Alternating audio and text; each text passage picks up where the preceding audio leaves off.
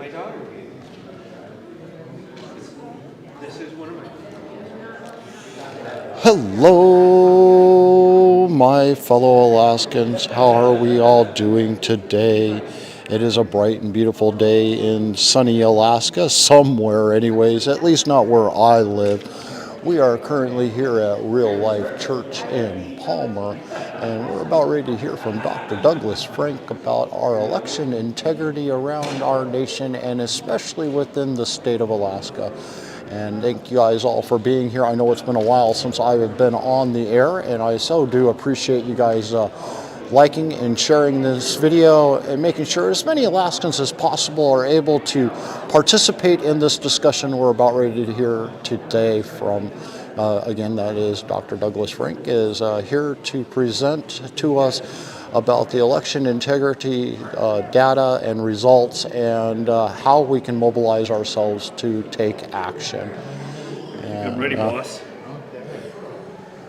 And we really do thank you guys all for being here. And again, like I said, please like and share this video. If you haven't done that already, please do. It would be greatly appreciated. You can find this live on YouTube, Facebook, X, Rumble, and also on our website at Politadick.com. At our live channel, should be a little splash pop-up in the corner that may pop up depending on what you're looking at it on, and of the video already playing. And we really do appreciate your support. Make a donation, help us make more events like these. This will be rebroadcasted again tomorrow, and I say rebroadcasted as we will be at the event that is going to be in Anchorage tomorrow, and we will be streaming the event there too. If you want more information on it, please just Google Dr. Douglas Frank in Alaska, and you will pop up the top articles. I believe Alaska Watchman will be one of the number ones in the Google ranking there and he has all the listings of where all the events are happening around our great state of Alaska. It's been a while since I've been on. Those that follow me know that it's been a couple months. There's reasons behind that. You can blame Biden for most of them. I do. And so I'm glad to be here today to be able to bring this to you, thanks to some very good supporters out there that have been able to contribute. It made it possible to be here tonight and there tomorrow. And I'm hoping to do a little bit more here in the future. It's just one of those times in life that, you went from one reality where you had some disposable income and you were putting it to good use to finding all that disposable income completely disappear. And I know many, many of you that are watching this right now have the same problem as I'm having when it comes to all of this. It's tough putting ends meeting together once again, and it's from what I understand of inflation and what is going on with the economy, it's going to be another year at least before we see some sort of stabilization to where you can count on the income that you have. This is what it will actually pay for, versus right now what you had set aside because that's what you spent the month before still isn't enough to cover this new month, and it continues to keep doing that month after month, and it just never unending. On other news, we've had elections in Anchorage and now have a runoff between Bronson and LaFrance. And you can see the Democrat machine out there. The left-wing media immediately jumped on the bandwagon and wanted to give all this good press to the far left liberal candidate LaFrance. Please remember, if you live in Anchorage, you live in Eagle River, your votes do count. You need to vote in this runoff. You need to make sure that you get out there and recast your votes. Otherwise, your one conservative voice that you have defending you there in Anchorage is going to disappear, and you're going to be left with the 9-2, I think it is, or 9-3. Or somewhere in there, I can't remember. I think they are at 12 now instead of 11. They keep adding members onto the assembly. They keep their majority growing. But when you've got enough to votes to always override whatever the mayor says or does, he is the last check that you have from a full-blown California agenda being pushed down your throats there. and it's unfortunate to see. And I'll be visiting you guys all tomorrow. And it's a really tough place to go, especially, I don't know how you guys all live there. You may not have a tax, but what you do pay in taxes there is outrageous, and they're going to go up if LaFrance takes office. I guarantee it. She wants to keep spending, has no care. Don't forget what she did to you guys in 2020. She shut down your voices in the assembly. She shut down the meetings. She wouldn't allow constituents in, but they would allow their paid-for actors that were pushing their agenda, the only ones allowed in the assembly chambers to be able to speak, and then cast a vote against what the majority of the hundreds and that were sitting outside protesting what was going on. Thank you guys all again for being here. We are again here to hear about election integrity in Alaska, and that's a prime example of integrity that needs to be in check. And we'll be starting here in just a second with Dr. Douglas Frank, and he's going to give us an update from the last time he was here last year, and now to hopefully be able to get Alaskans mobilized and working together to bring integrity back to Alaska elections. Again, like, share this video. Thank you guys all for being here. Go to our website, politadick.com. Click that support button. It's donations, supporters like you that made it so that I could be here today, and that continue to keep doing this. That's the only way I'm going to be able to keep doing it, because my disposable income is no longer there to be able to afford running around our state with my head cut off, trying to keep up with all the shenanigans those out there in power and control keep pulling off. Thank you guys. Who's starting this show? Hey, did we get the mics? Do we have the microphones? Oh, down there.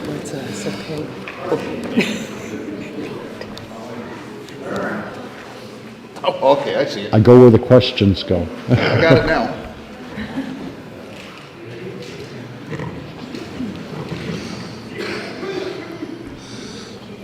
Hi, I'm Dave Johnson from, Hi, Dave. okay. Hi, Dave. I'm from Wasilla here. I was live just up the street. I'm the state representative for Cause of America for Alaska. I'd like to introduce our extremely gifted guest tonight, Dr. Douglas G. Franks. He's a world-renowned physicist, scientist.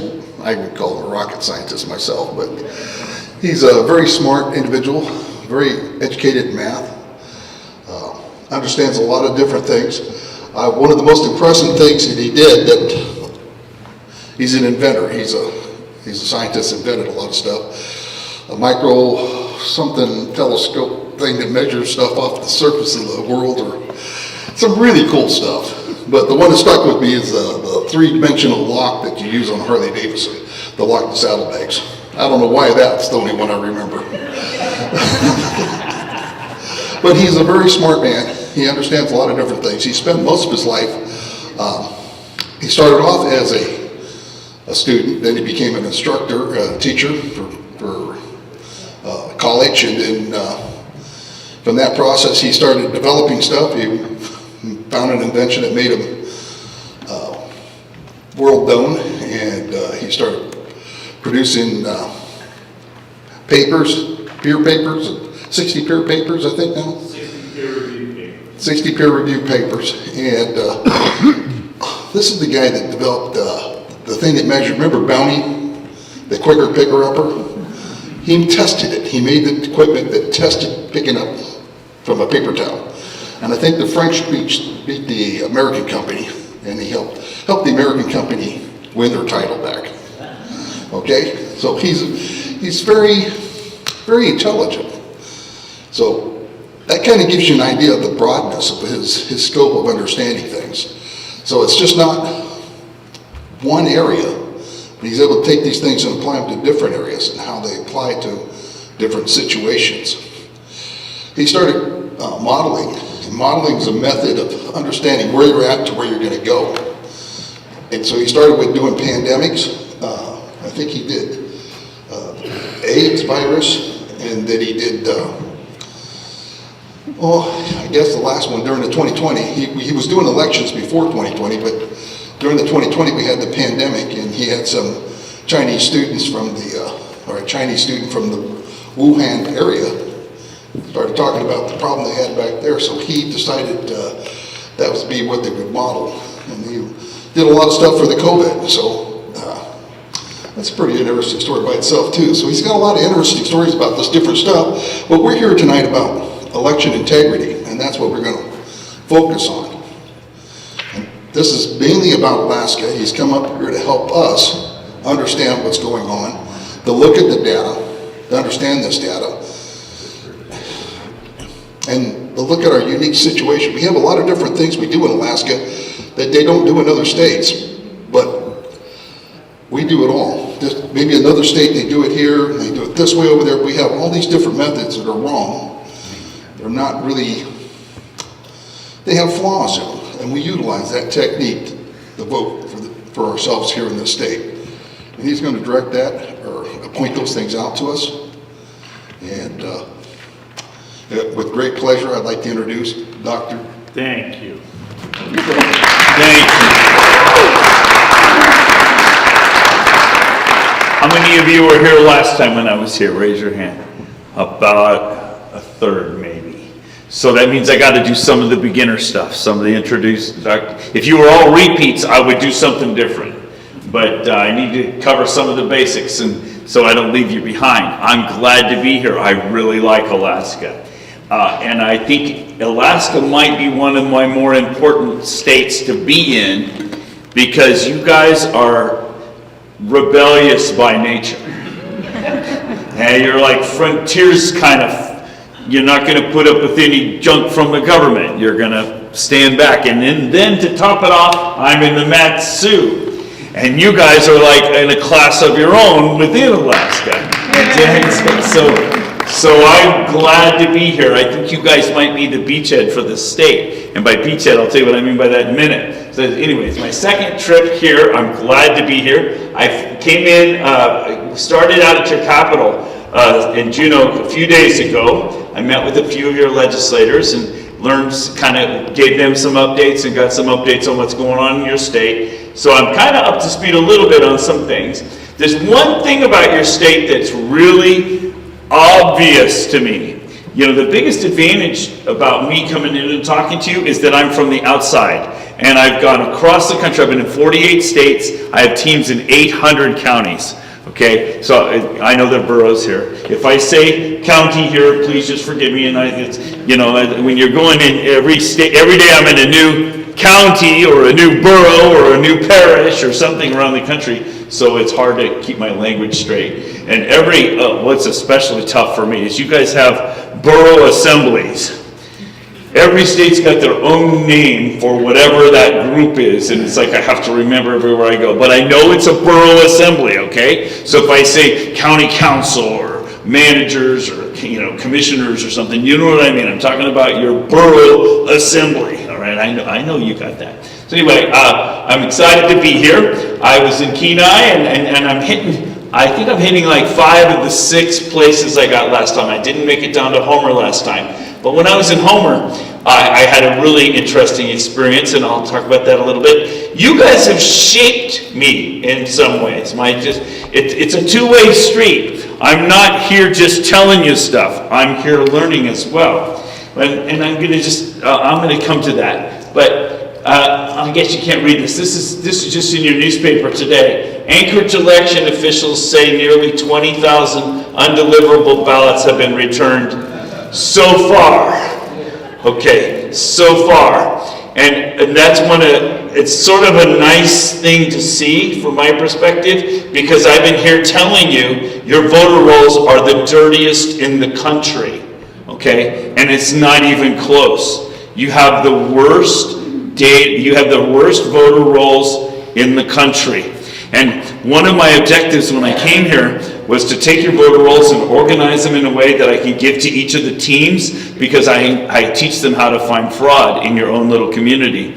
I've been having the dickens of a time doing that. I've been working Dave's keeping me busy. My day, I did 2 radio programs this morning. I don't know if you caught some of those, but I'm like, my days are full. But in between, when I have an hour here and an hour there, I've been working on your voter rolls. I can't even sort them because they're misspellings all throughout. So it's like you can't sort by borough, you can't sort by city because they're misspelled and all these little errors. So it's not merely that they're full of people who aren't real voters, it's that they're full of errors as well. And so I've been going through just, I like the way Dave put it, you've got an address, a column that's supposed to have all the addresses, and you have a column that's supposed to have the cities, and a column that's supposed to have the last names. A lot of those are messed up. The names are in the wrong columns. And so it's like, you can't even sort the thing. It's a disaster. And I ought to know, because right here on my laptop, I have 48 states worth of voter rolls. And many states have multiple years copies of. You guys have the worst rolls. So now, think about this. I just came from Juneau. In Juneau, they mailed 27,000 ballots out to everybody in the rolls. But what did I just say? You have horrible voter rolls. Well, where are those ballots going? Return mail, that's where they're going. You see my point? It's not just me saying it. Your own experiment is proving that I'm not wrong. So I'm not happy that your elections are a wreck, but I'm glad to see that I'm vindicated, that what I'm telling you is true, and it's a nice way of showing that. Like I said, I've been in 48 states now. I've been traveling around doing this constantly since 2020, December of 2020. I say constantly. I usually get 2 or 3 weeks on the road, then a couple days at home, change light bulbs and do some things on the honey-do list, and then kiss my wife and get a foot rub for my daughter, and then I'm back on the road again. In fact, Sunday I fly to Pittsburgh, and I'll be there for a few days, and then I'll be back home, and then I'm on a 3-week trip after that. So it's I get to cycle around the country. I like coming to Alaska. Something I learned that really has helped me in my other presentations, ever since I've been here, I talk about you guys, because you have a really blatant shortfall, but it also is a strength. And here it is. You don't have sheriffs. What is a sheriff? If you ever look at the oath of office of a sheriff, the job of the sheriff is to protect the constitutional rights of their citizens. Sheriffs do not implement the laws of the state. They are elected to defend their citizens from the state. They are the ones who protect your constitutional rights. So for example, let's say the FBI wants to investigate me, and they show up in Ohio, in my county of Warren County, and they want to raid my home. They have a search warrant for my home. They can't come to my house and do that. They have to go to my sheriff. They show the sheriff the warrant, that he reads the warrant. If it's in order, he'll escort them to my house. And he'll make sure they don't disrespect my constitutional rights when they search my house. It's his job to defend my constitutional rights. You don't have that in your state. So I was on Wednesday when I was talking in Juneau, I was talking in one of the offices, one of the guys, he said that you guys are working on this. You're going to try to get sheriffs in your state, and it only requires one word to be changed in your state constitution, and you can have sheriffs again. So that's in the works, I think, and that would be a good thing. And on my last day here, when I was down in Homer, my last trip, I met a guy down at that restaurant where the FBI did exactly that. They raided his home, they raided his business, and as I was leaving, one of the citizens came to me and he said, "Dr. Frank, this is never going to happen again here." And I said, "Why is that?" And he just showed me his gun. Okay? The reason we have a Second Amendment is because we are supposed to be maintaining well-regulated militias. We're supposed to be armed and proficient. It's not the government's job to protect us. In fact, the Constitution is clear. We're supposed to maintain a well-regulated militia to defend ourselves from the government. That's the point. And so that's him basically saying, I'm going to do that. And I had another experience since then in the state of Nebraska. Boy, we're tearing it up there. I got so many, I could spend all night telling you all the good stories from around the country. But in Nebraska, I was in this small county, York County, And after I finished my presentation, the head of the state militia of Nebraska was there that day. And he said, Dr. Frank, if the sheriff here doesn't support the work you're doing, we're going to arrest him.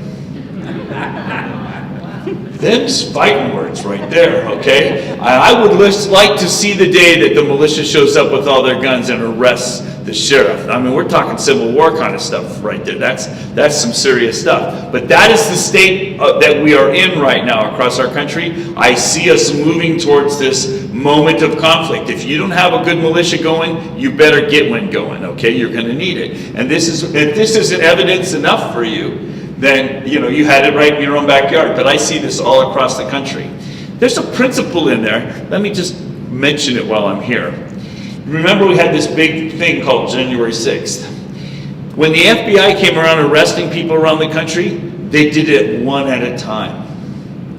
They didn't take on groups of people. They took us on one at a time. That's a super critical principle. I'm going to talk to you about nullification. And that's an idea that if we go at them one at a time, what happens? You get sued. You go to court, right? You go to jail. I got a guy right now in Wisconsin who just got put in jail recently because he's like a lone ranger. So what I'm teaching you to do is not to be lone rangers. I'm teaching you to form teams, be a team, be a group, act as a group. And they can't do anything about it, and you can nullify all kinds of things. So that's an idea. So anyway, happy to be here. As I travel around the country, I think of each state differently.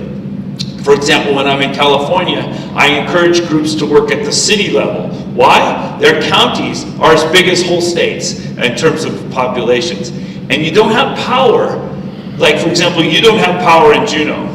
Your power is in the Matsu, and that's where your influence is. You go to church with your leaders. You go to church with your police and your city assembly and your county, your borough assemblies. You know these people. You know that's where your power is. In Juneau, they're just going to ignore you. So that's why I think of it that way. So I think in your state, based upon me coming here and studying you a lot, you need to focus at the borough level, not at the city level. The borough level, I think, is where your power is, and I would encourage you to aim the strategies I'm describing to you at that level. And each state has a beachhead. I mentioned that. We didn't try to attack Germany all at once. We landed in Normandy, right? You need a beachhead. You need a place where you start. And once you have that beachhead, then you can spread out everywhere. And once you land, lots of things happen. Let me give you an example of a beachhead. In California, Shasta County, a year ago, it's about a year and 2 months now, we were able to get that county, which has 75,000 voters, to go completely paper. They got rid of their election machines, electronic machines. They got rid of the electronic poll books. They voted to go all hand counting, hand filled out paper ballots, hand counted, hand report tallied, the whole thing all hand. It was about a year's worth of work for us to get to that point. Well, as we were doing that, the state went radioactive. The state reacted to that dramatically. Newsom was daily posting, daily is exaggeration, but he was addressing them regularly and casting quick emergency orders, and the legislature was forming to try to make laws so that other counties couldn't do that. The state doesn't want to give up control of your elections. The state wants to keep control of your elections. And here we are teaching counties how to separate from the state system and run their own elections. Does that sound like the Matsu? Do you see why I think you guys are a beachhead? You need to follow Shasta's example, but you need to go all the way, and not just in your own city. You need to take, for the borough, we're not going to participate in the state elections according to their rules anymore. And you're not going to break any laws. In fact, you're going to follow a higher law. You're going to follow constitutional laws. And that's what I'm going to teach you. So I think you guys are the beachhead here. By the way, just on a great note, Shasta County, the state was so freaked out about them, they tried to launch a recall election against one of the commissioners. They have commissioners, not city assemblies or county borough assemblies. And we had a 3-2 majority. And so they launched a recall effort against one of the third one that we were able to attain. And just 2 days ago, he won. He survived the recall election by 47 votes, okay?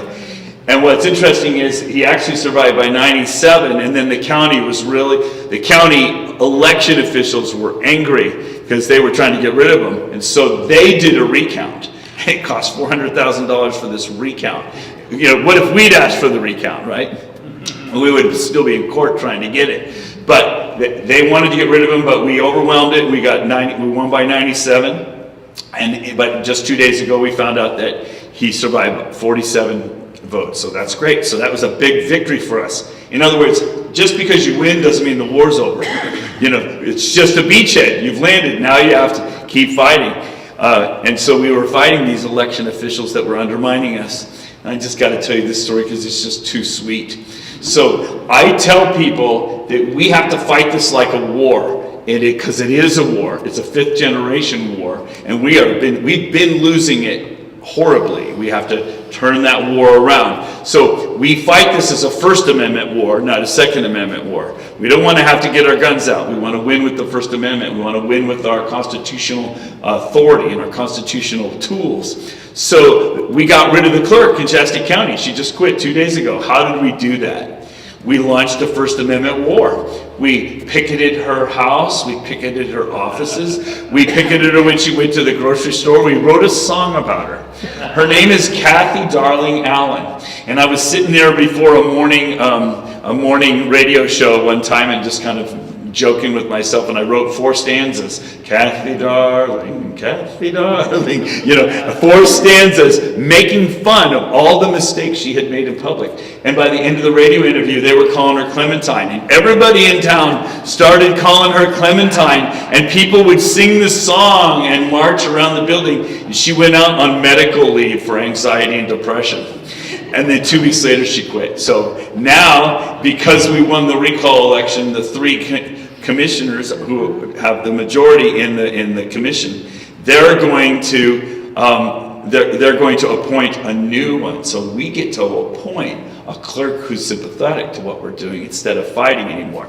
So anyway, and that's just news as of 2 days ago. So this is the way we're fighting all around the country. It's quite exhilarating for me because I'm like, every day I'm in the middle of a battle, but it's a new battle, and I have to there's new strategies we're trying and new strategies we're learning. You guys, I've learned from you some of the things. And one of the things I never thought about is I rely so much on sheriffs when I go to other counties, and you don't have any sheriffs here. So it brought into clear vision to me. A lot of places are lazy because they have a sheriff. Oh, the sheriff will defend us. You don't have a sheriff, so you have to defend yourself. So there's a plus and a minus to that. The plus is that you're more self-reliant. The minus is you don't have a sheriff. So you need to elect sheriffs, I think, and they'll help you out because they have constitutional authority. They can kick the governor out. They can kick the feds out. They have authority. You elect him. They're constitutional sheriffs. It's a big deal. It's a big idea. Anyway, that's what sheriffs do around the country. All right, so on this trip especially, the contrast isn't very good on this, sorry about that, but on this trip I'm showing multiple boroughs that I've been in. I just want to show you a couple of them, and then I'm going to show you yours so that you can see how you fit in. And in my presentations, I don't usually show data right at the beginning. I usually wait till later, but on this trip I've been having fun just diving right into some of the data. So I'm just going to show you. Now, what this graph shows is since 1980 to present, this shows you the 18 and older population in Fairbanks, North Star. That's where I was last night. It was the overflow crowd. It was a great meeting. Lots of people are all worked up over in Fairbanks. That's awesome. They said, "Welcome to Fairbanks." All right. But anyway, here's the blue curve. This blue curve represents how many people are of voting age in Fairbanks, 1980 to present. And you'll notice that, you grew through the 80s and 90s, and then it kind of leveled out. And actually, they're kind of shrinking in population in the last 10 years a little bit. Okay, you understand what that blue graph is? You're not scared of math, right? I'm not scaring you too much. That's just your population, voting age people. Now, the black curve is how many people are in Fairbanks registration rolls. So you notice that in about 1990, they were about 60 to 70% of their population. But then suddenly it surged up and they had more people in their voter rolls than they had people. That's suspicious, yes. More people in the voter rolls than people. And then it was flat for a long time. And then suddenly in 2016 it surged. Now they have more people in the voter rolls than they have people again. That, you know, that can't be right. You know their voter rolls are dirty. What did we just say? Their voter rolls are dirty. All these undeliverable ballots are coming back. So you can see it right in the data that we know we have this problem. Then this red curve is how many people are voting in every election since then. And you'll notice the turnout's really low in Fairbanks. It's something like, what, 15 or 20%. Really poor election turnout. And I asked somebody there, why do you think the voter turnout is so bad here? And he said, well, none of us really trust the government anyway. And he said, plus, we all watch the election happening across the country and it's over by the time it gets to us. So we kind of lose interest. And I think that's probably a reasonable reason why you have such poor turnout. And a lot of people think it's kind of a waste of time, but we need to change that attitude. Your voting is really, really important, more important now than ever before in your state, because you are losing your state. In fact, I think you've already lost your state. I think you have to get back your state, and it's going to take a big turnout. You're going to need to start voting and get your neighbors to all vote. But back to the registration rolls for a minute. If you look at the black curve, there are like two clear moments in it, right? There's a big moment here and there's a big moment here. And those are not an accident. In 1993, the federal government passed NVRA, National Voter Registration Act. And that's when the federal government started giving everybody, all the states, money to help them get people registered to vote. Why do the states need help getting people registered to vote? Because they're really not registering real people. They're just kind of setting up systems that automatically register people to vote. And that's why it surges right past the population, because it's not people moving to town and say, I want to vote, so I'm going to get registered to vote. It's the people getting automatically put in various systems. So that's that. You're not alone in that. And I'm going to show you here in a minute. I'm just using Fairbanks as kind of our opening example.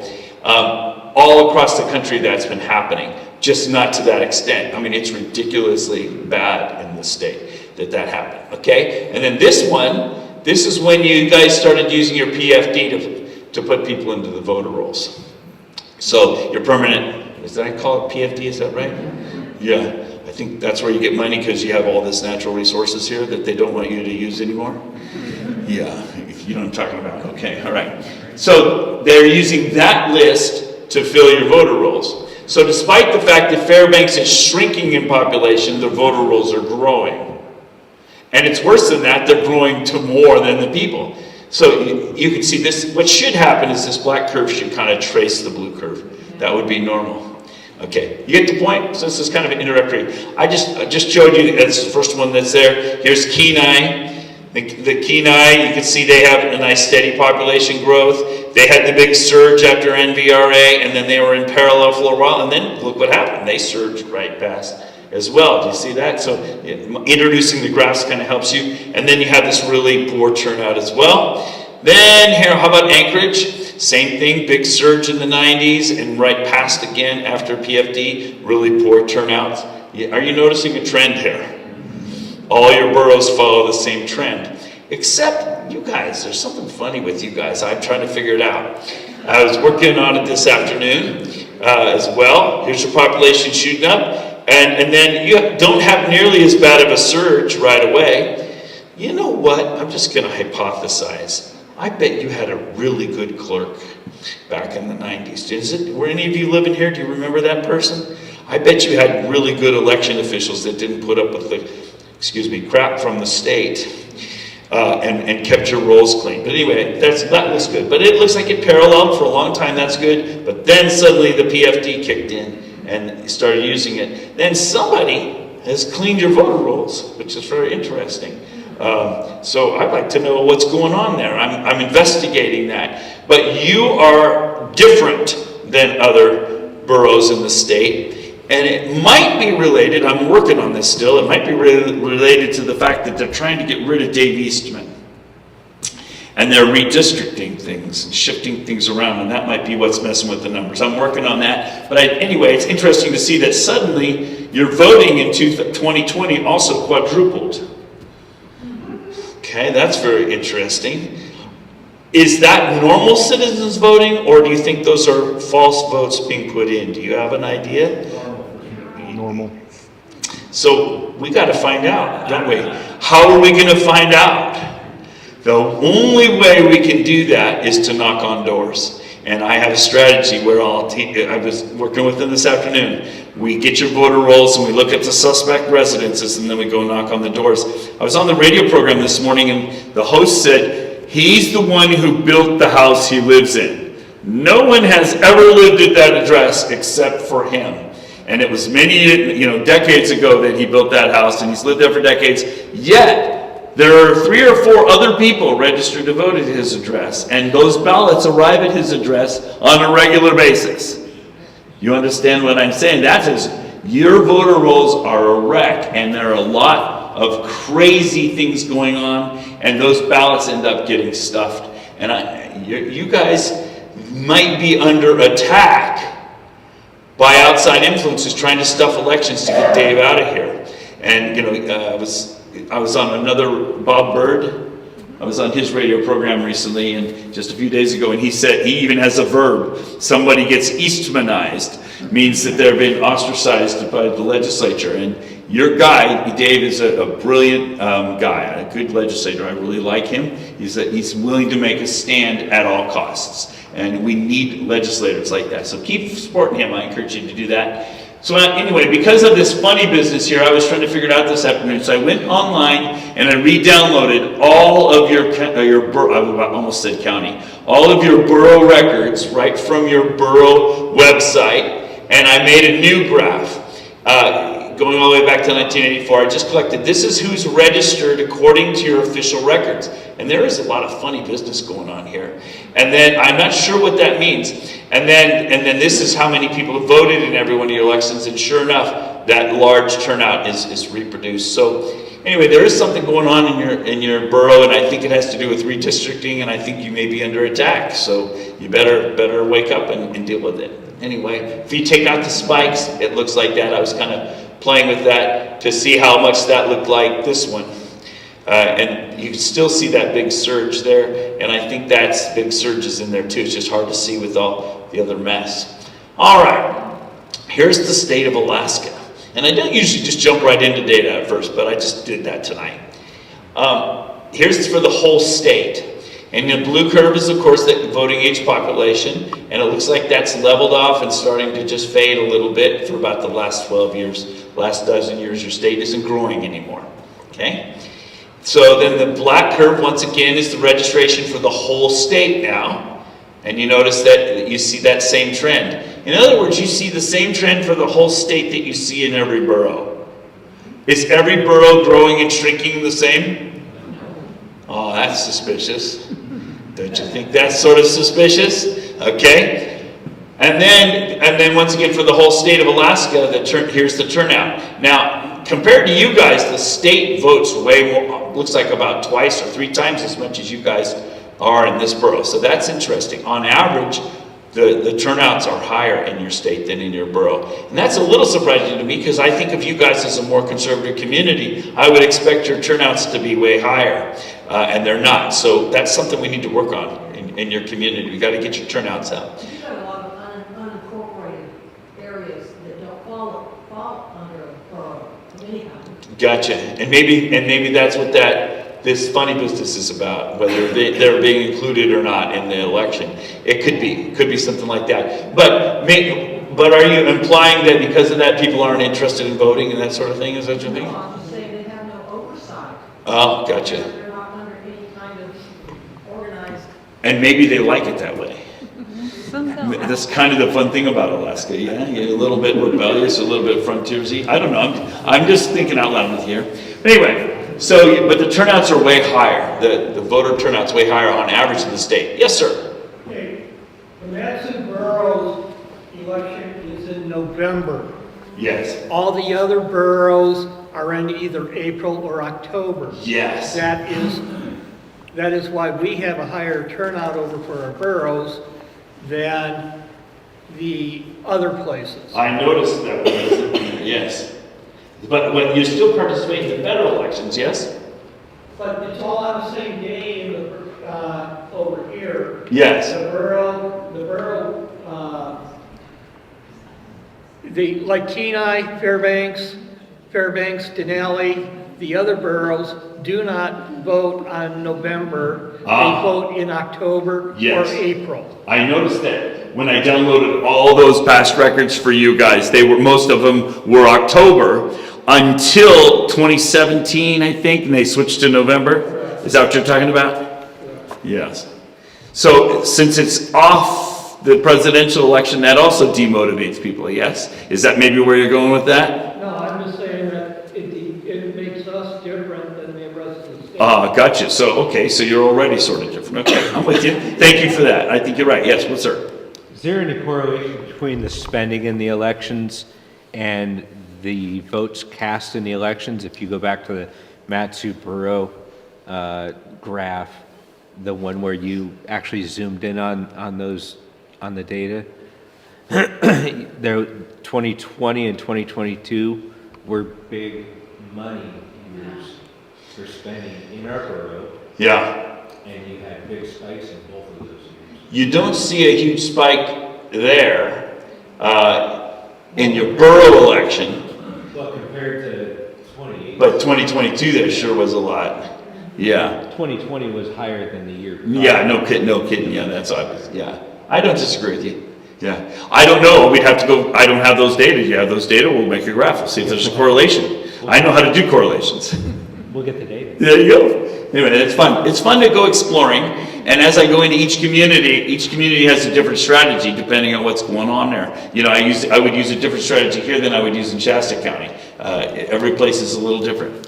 All right, but back to this graph. I think this graph may be, and I think, Tom, you know, my mother had this disease. She would call me every name on the farm before she got to my name. Even the cow's names sometimes, okay. And I seem to be suffering from that today. Thanks, Mom. Okay, anyway, Dave. So I know Dave. All right, he got me some interesting data that I added to this just this afternoon.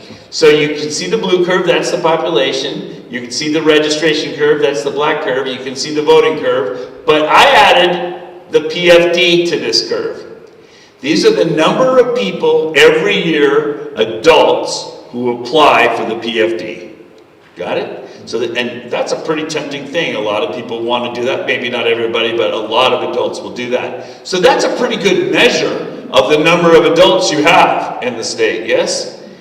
Well, my blue curve is the United States Census estimate of your 18 and older population. Do you notice how beautifully that dark blue curve, which is the population curve, is tracked by the PFD? Look how beautifully they track each other. They're parallel. So there's probably a percentage of people that are here that are of voting age, but they are not eligible to vote. They're not eligible to be in the PFD and things like that. And so that's probably why the population is higher. But nevertheless, you notice that the two track one another. Okay, but notice something else. The number of people applying for the PFD has been flat for over a decade, but your voter rolls are surging. Why are their rolls growing when the population isn't? Isn't that interesting? And when I talked to the people at the Capitol building the other day, they said, we're using the PFD to fill the voter rolls starting in 2017. So that's what's happening, is they're not cleaning the voter rolls, they're just only filling the voter rolls. And that's why you have the dirtiest voter rolls in the country, and I can show you that in a minute, because I can show you compared to all the other states. And the PFD only makes it worse, if you get where I'm going. Anyway, so is this inflation in the voter rolls a good idea? No, you've got all these extra people in the voter rolls that don't belong there, and then you're mailing ballots to them. That's a bad idea. Okay, so anyway, that's what's going on. I'll talk a little bit about more of that later. All right, so I hate to just say it, but your voter rolls are the worst in the country, and I kind of already made that point. I don't mean to be mean to you because I really like you guys, but you need to address this. And when your lieutenant governor, who's in charge of elections, is brought to her attention, she says, oh no, we're cleaning the voter rolls. Okay, she can say that all she wants, but you have the evidence. Is she doing a good job? No, she's not. Okay, so you need to kick her butt out. You need to hold her accountable. It's not okay. All right, so anyway, the worst in the country, and I kind of already explained this. That was to remind me to tell you that I can't even sort it. All right, let's see, what else do I want to get to? Okay, a little introduction on me for the newbies. Who am I? What the heck am I doing here? How did I get involved in this stuff? Well, I've been traveling the country since December of 2020. About halfway through the year in 2022, NPR did a hit piece on me and a few others. Mike Lindell, Dave Clements, Seth Kessel, and noted that at that point, midway through the year, I'd already done 150 events, public events like this. And by the end of that year, I had done over 300. I really am doing this almost every day. 2 events tomorrow, yeah. Yeah, okay. So it really is a challenge. I love doing it. God gave me a lot of energy and I'm using it. But I like they call me election deniers. I'm not an election denier. I want free and fair elections, and I love my country, and I want our constitutional voice to be expressed. But I like that they pointed out that movement was growing, and it has been continuing to grow since. But because of all the places I've been, they call me the Johnny Appleseed of election integrity. And I like that moniker. I've really, I'm honored by that. In fact, Johnny Appleseed is from where I live in Ohio. I'm very nearby there, so it's pretty neat. But it made me look up Johnny Appleseed on the internet because I hadn't thought about him since I was a kid. And I came across this video on YouTube where Johnny Appleseed is singing the Johnny Appleseed song. You might remember it. The Lord is good to me, and so I thank the Lord for giving me the things I need, the sun and rain and Appleseed, yet He's been good to me. Do you remember that song? Maybe some of you might know that when you were a kid. So I was like enjoying the movie, and then all of a sudden my jaw fell open because I looked. This is a Disney movie. Can you imagine Disney making that movie today? No. There's no way they would make that movie today. And it made me realize, wait a minute, when I was a boy, I'm 62, when I was a boy, this was my country. And now I'm an adult or past that point, I'm middle-aged, I guess now that I'm old, it has to be middle-aged. It's not my country anymore, okay? And who was on duty when our country switched from that to this? Me. You. We were the ones who were on duty while this happened. And I see Jacob over here, and I'm really glad he's here, young man. But he has no idea what he has lost. So it's going to be very hard to motivate Jacob to engage this movement. He doesn't even know what he's fighting for. My boys, I have 3 kids, 26 is my daughter Nellie, 24 and 22 my boys. My oldest daughter Nellie has Down syndrome. She's just really good at hugging and loving. But Daniel and Derek, my boys, they're very smart. They believe everything I say, but they grew up in the age of Obama. They don't understand what they've lost. They have no clue. And Jacob, he's just now becoming politically aware. Welcome to adulthood at some point here. All right. The point is, we're the ones who were on duty when this happened. We're the ones who know what we've lost. We are the ones who are going to have to fix it. We're not going to be able to motivate the kids to fix it. It has to be us, 40 plus, 50 plus people that are going to fix it, because we're the ones who, in our soul, we felt the loss. We know what we're missing. So that's a good thing. All right. The LA Times picked up on the title, The Johnny Appleseed of Election Fraud, they called me. They wrote a hit piece on me middle of last year. They noted at that point I'd given over 50 speeches. I've given over 80 now in the state of California. That place is on fire. I mentioned Shasta County to you. There are 4 other counties right on the verge of the same thing, including 5 sheriffs that have formed a coalition and are about to file an injunction against the state. to not allow them to use the electronic voter rolls anymore, since their own investigations are showing that's how fraud is happening in the state. I mean, that place is on fire. But the reason I bring this story up is because when I first started going there 2 years ago, all my colleagues, the other people that do this work around the country, were saying, stop going to California, Dr. Frank, you're wasting your time. That place is communist, it's already gone. But they invited me, so I went. And what did I find? I found a state, a Marxist state, where the people are being run like communists, okay? But because of that, the people are awake. And in every town I would go to, there'd be these really alive patriot groups. People that were awake because of it. It's sort of like after 2020.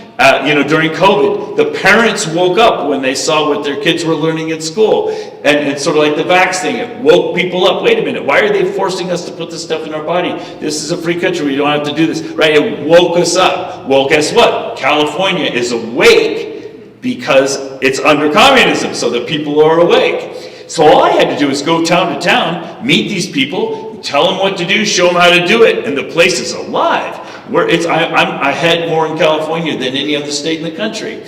So I'll give you one more story and then I'm going to come back to you. So I was in Lexington, Massachusetts last year. It was a church. I love talking to churches. Thank God that your church is engaged. I appreciate that. I was in Lexington, Massachusetts, and a church hosted me. They're proud to host me because that's where the Black Robe Regiment was, and they are proud of the fact that the church led the revolution. In 1776, the Black Robe Regiment did. And so they had me there anyway. So there were like 250 people in the audience, and on this right side, there are all these Chinese people. And I had never had an audience like that. So afterwards, I went up and met some of the Chinese people. Ni hao ma, how are you? And I talked a little pigeon Jap Chinese with them. But anyway, why are you here? And they said, we're all Chinese immigrants. We all came through the Cultural Revolution in China. Everything we experienced in China, we're re-experiencing here in America. You don't even realize it. Americans are asleep. You need to wake up, America. And then a month later, I was in Southern California, and a bunch of Cubans came up to me and said the exact same thing. So my point is, California is awake because they're suffering under communism. The Chinese people in Massachusetts are awake because they've been under it, and they see that that's happening to us now. And they are telling us, and they're not wrong, and I see it more and more every day, we are asleep. We are asleep while our government our country's being taken away from us. It's a fifth generation war, Brezhnev revolution. It's happening. It's called the color revolution. We're in the middle of that. They're stealing our country right out from underneath us. And we're just asleep and letting it happen. We're like frog in the pot. So we have to wake up. So my number one job is to wake you up. It's my number one job. And then my number two job is to say, is to give you the evidence so that it wakes you up. And then number three job, I suppose, is to give you a plan that's working around the country. So that's what I'm here for. I like to say, meet the man trying to upend voting, starting with California. It's funny because I didn't start in California. I started somewhere else. But there we go, get that focus. There we go. All right. I mentioned I'm a real scientist. I'm a physicist. I have 60 scientific peer-reviewed publications. In 1990, I made a major scientific discovery, made me world famous. I got nominated for a Nobel Prize in Chemistry. And so everybody thought I knew what I was talking about, and businesses started hiring me to consult and whatnot. And by 1996, I left academics, university academics, went into business for myself. Did that for about 20 years. Closed my shop down in 2017, moved out to the country, built myself a physics lab. That's where I'd be right now. If I wasn't here, I'd be working in my lab. I have some really cool experiments going I would like to be working on. I'm a real scientist. So anyway, I'm a scientist. So what in the world am I doing in elections? Well, my whole career I've been a teacher as well. And part of my pedagogy, part of my teaching strategy is to bring real life examples into my math and science classes so that students have to apply what they're learning to a real life situation. Because most of the time what you encounter in textbooks is too idealized. And as soon as you give kids a real problem, they fall all to pieces. Well, and add to the fact that I teach at a special school, or at least I used to teach before I quit doing that to do this. For 25 years, I taught at a special school for highly gifted youngsters, super high IQ kids. I could teach them their calculus in a third of the year. I don't need the whole year. So I would always stretch out their material, and we would apply our calculus and math to real life materials. So what we would do is every 4 years, we would model and predict the election. And it was a game to see who could predict the most accurately what was going to happen. And we'd use all of our statistics techniques and calculus techniques and math techniques, and that was fun.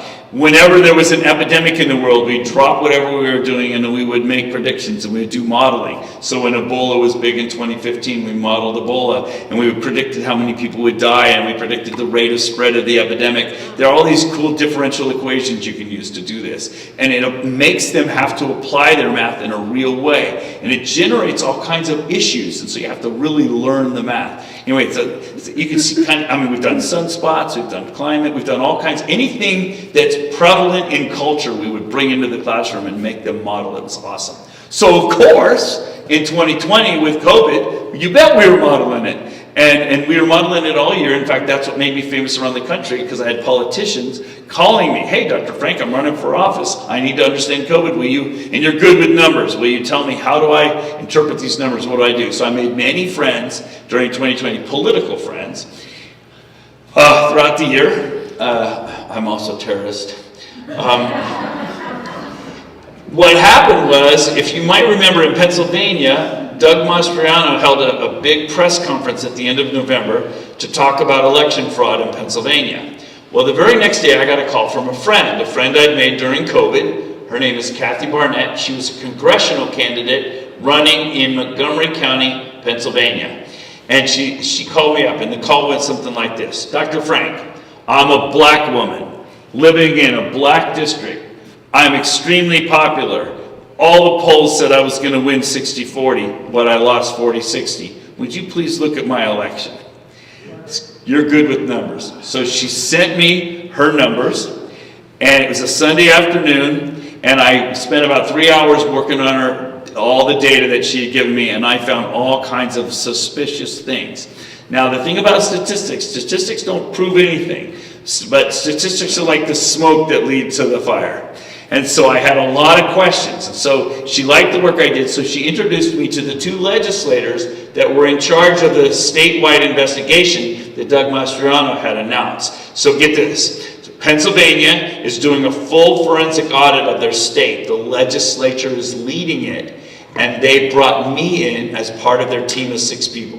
This is the only full forensic audit we've had in the country. Maricopa was not even close. They kept us out of a bunch of the information. I participated in that too. But they blocked all the important things we needed to do that audit. But I had full access to anything I wanted in Pennsylvania. It was awesome because I had the legislature backing me up. So let me just tell you 2 things, because I could talk for a week about Pennsylvania. But I'm going to just give you 2 examples. First thing we did, and Jacob, you're going to understand this. You ready? We went each county. We said, okay, Erie County, how many people voted there? All right, how many ballots were cast there? Okay, how many people voted here? How many ballots? How many people voted? How many ballots? How many people voted? How many ballots? We added it up. All the people who voted, and then all the ballots that were counted. And we noticed that 765,000 more ballots were counted than people who voted. 765,000 more ballots. Now, Jacob, you can do math. Does that make sense that there are more ballots counted than people? Even a young kid can understand that there's a problem with that election, yes? Okay, so that's a big deal. We brought it to the legislature, and when the legislature was asked to certify the election by Secretary Bookfar, one of the legislators raised his hand and says, we can't certify this election because it says right here in state law, you shall not certify any election with more ballots than voters. Okay? But she said, oh, don't worry about it. It's just COVID. All the clerks are behind on their reporting, and when they get caught up on their reporting, everything will reconcile. Well, they went ahead and illegally certified that election, and it never reconciled. We followed it for months. It was always way off, way.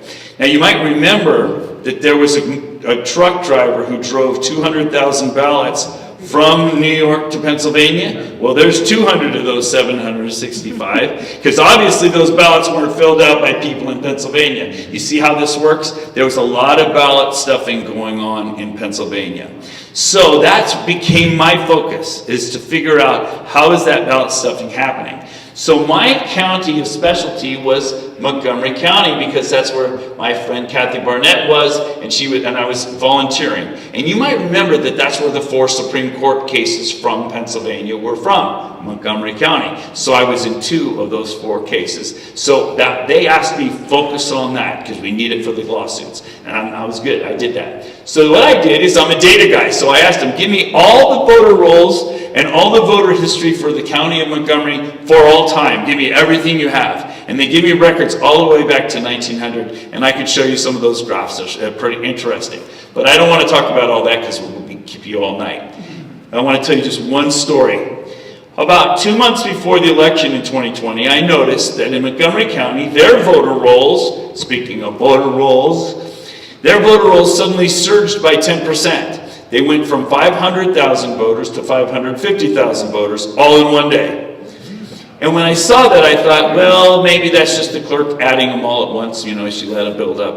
Well, I noticed it, but I wasn't too suspicious yet. And then all of them voted in the election. And I noticed that, and that wasn't too suspicious to me yet, because I figured people who registered right before an important election might all vote in that election. I wasn't too suspicious. But then, by the end of November, half of them had been removed from the voter rolls. And by the end of December, all of them had been removed from the voter rolls. That I did not understand, and I was confused. So I wrote it, I had subpoena authority through the legislators, so I talked to Secretary Vikvar. I said, why are you removing these people from the voter rolls? And I got an email that very afternoon, and it said, because they moved away.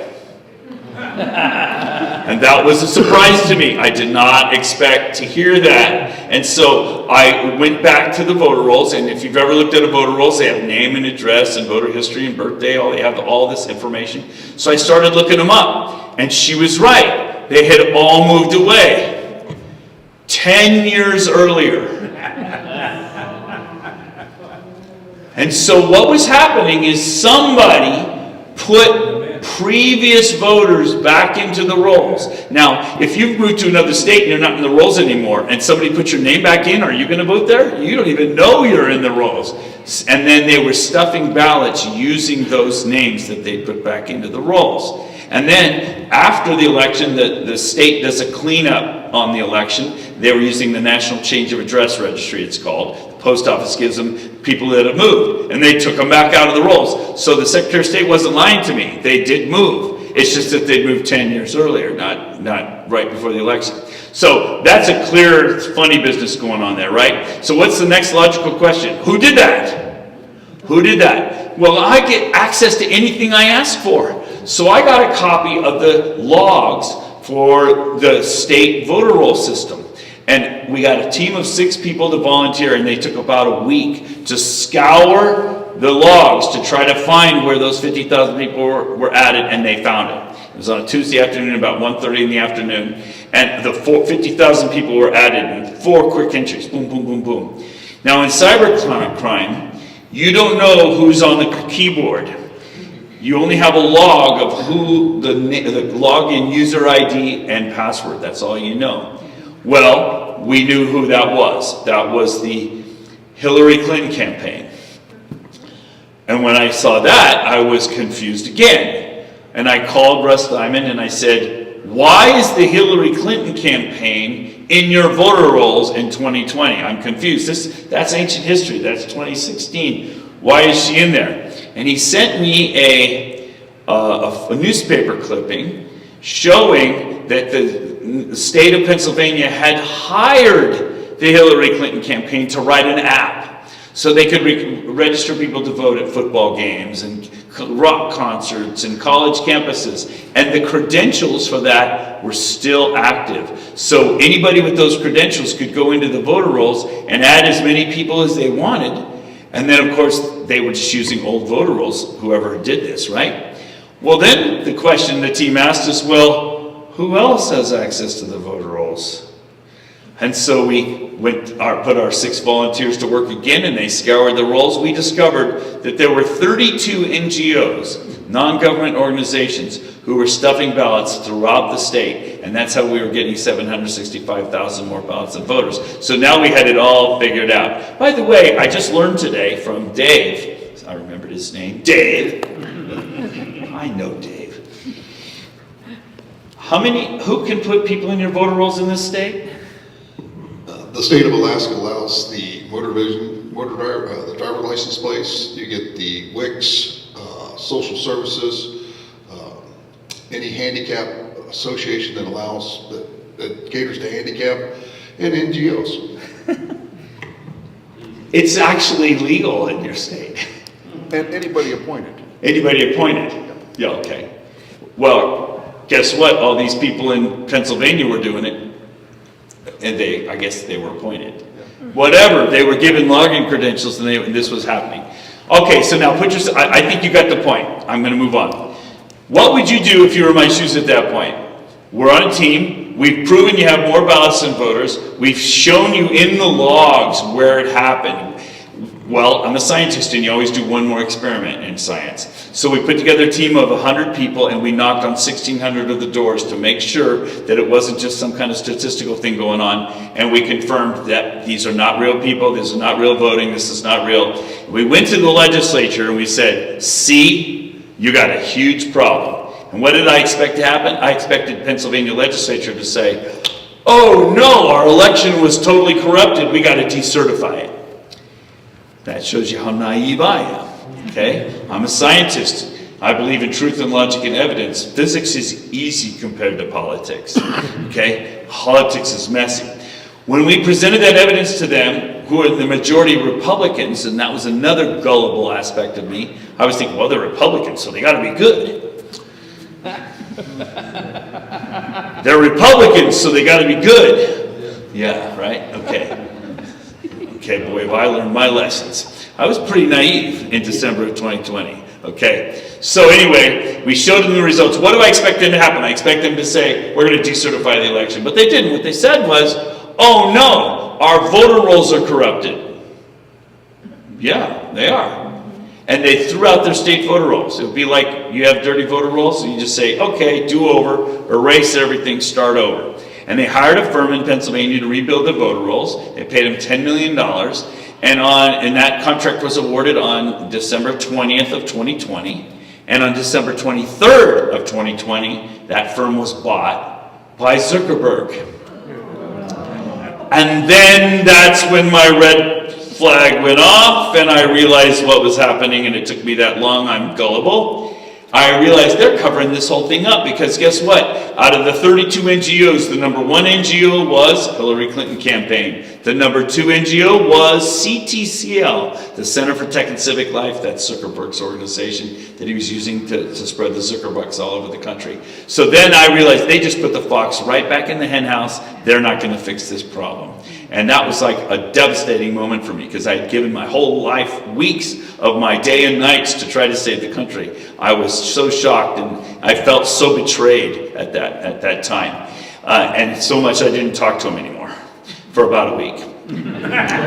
And what I did was I had learned a whole bunch of mathematics that I was applying there. It's fancy names, but I use Fourier transforms and correlation analysis to discover all kinds of things, and I discovered a bunch of equations that I could use to predict all sorts of things and find fraud, and it was very handy. So I was mad at him, so I decided I'm going to apply this to another state, and I'm going to apply it to a good state, Florida, because Trump won there, and they're good Republicans down there. So I applied it down there, and I found almost as much fraud there as there is in California. I flew down, I met with the Secretary of State, went down to Mar-a-Lago, showed the president's team, went up to DeSantis' team and showed it to them. Everybody covered it up. I was shocked. I was expecting, these are Republicans, they're going to bring it up. Nope, they wouldn't do that. I then went to North Carolina next, and Ohio, and Colorado. And by this point, I'm working hard every day trying to save the country. And now it's late in February. And the Supreme Court rejected our cases from Montgomery County. You might remember that in late February, and I was like devastated because the legislatures aren't going to fix it, and the Supreme Court isn't going to fix it, and this is how I felt, I promise. I was even praying this way. God, if there are at least 50 people left in this country, will you not destroy us? If there are at least 20 faithful people left in this country, will you not destroy us? I was doing the Abraham negotiating with God thing for our country. That's how it felt to me right at that moment in our country. Because we're lost, because if the legislatures are that bad and the courts are that bad, we're in trouble. Okay. Well, so Kathy Barnett called me and she says, yeah, they rejected the case, so thanks for your help, but you don't have to volunteer for me anymore. But last week I met Mr. Lindell at CPAC, Mike Lindell, and I'll introduce you to him. And so his attorney called me, and the next day I had an interview with about 16 attorneys on a Zoom call. I showed them my work. They loved it. Mike's attorney, Kurt Olson, called me the next morning, and they flew me down to Memphis, and they put me in studio, and Mike made a documentary about me. It's the second documentary. The first one he made was called Absolute Proof. The second one he made was called Scientific Proof. And basically, it's an hour-long video where I show you the math that proves that the election cannot be natural, that it had to be manipulated. And anybody, if I sat down with any numbers guy, within minutes, they're like, oh my goodness, this can't be real. They immediately know that. But I spent most of 2021 thinking I could convince America that way. Only about 1 in 100 people understand the math though, so it doesn't work. So I had to find other ways to do this, and I'll use those. But anyway, it's a fun movie. It's an hour long. I spent 3.5 hours in the studio with Mr. Lindell. We got to be really good friends since then, especially he and I spent weeks together at a time. But it was so tiring because if you know Mike, he's very excitable. And it was the first time he'd ever learned the stuff. I was showing him, and I would explain something, and he'd go, oh, that means blah, blah, blah, blah, and he'd go off on a 15-minute rant. Listen to me, people, do you understand what this means? You know how Mike goes. He gets all worked up. And then I'd rope him back in, and then teach him the next point. And then he'd go off on a rant. And so 3.5 hours of this, I was exhausted, okay? And so near the end, I was showing him a graph from Ohio, and I showed him these graphs. I said, see, Mike, see this graph? Do you see how they look almost exactly the same? That ain't natural, buddy. And I stopped giving technical explanations and moved on. Well, that turns out to be a great phrase. What's happening is not natural. For example, I just showed you 4 or 5 burrows, right? And they all have the same behavior. Did all of your burrows grow and shrink the same population in the same way? That's not natural. Now, we can have statistical arguments and equations, but you don't need to know that. You know what's happening is not natural. It ain't natural, buddy. Okay, so that's a simpler math way. I don't have to teach you fancy math. Okay, you got the point. All right, and then another 30 minutes of that interview is in this movie called Absolute Interference. And there's a very powerful moment in this movie near the end. About 30 minutes of it is about me, but I like the last part of this movie the best, where we interview a young man who works for the telecom company who recorded the Georgia runoff elections from a telephone pole next to the polling place, where the machines were reporting in real time what was going on in the election, and they weren't supposed to be doing that. And so that just shows that the same machines you guys use were being used in Georgia, and there they are. So that's a problem. All right, you got the point, I think.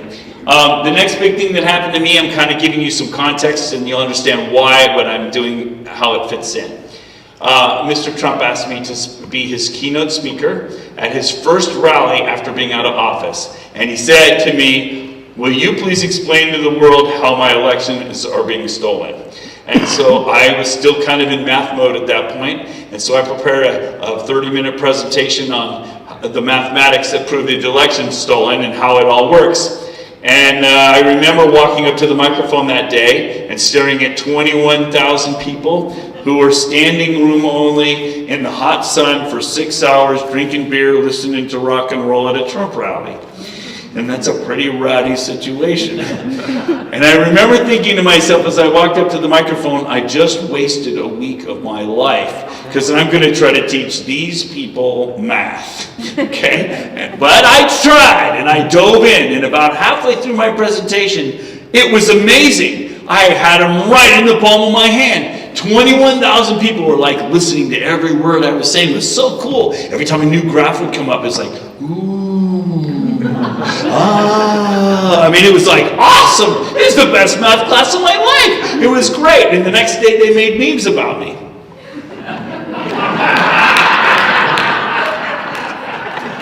And that really kind of spurred me on. And so for the balance of that year, I was going around the country teaching everybody the math and the elections, how the elections were stolen. Because I was still under the impression, mistaken impression, and so was Mr. Lindell, and so were many of us, and so are many of us even today, that if you show evidence, you think that will fix the problem.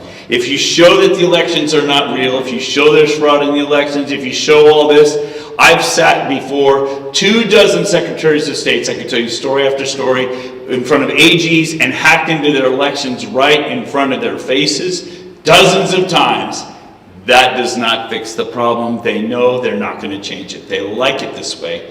And the shortest way I know how to explain that to you is there's the Secretary of State of Louisiana, who's also president of the National Secretaries of States Association, Kyle Ardoin. I hacked into his elections one Sunday afternoon for, I don't know, about 30 minutes straight. And he says, "Oh, Dr. Frank, I know our elections are secure."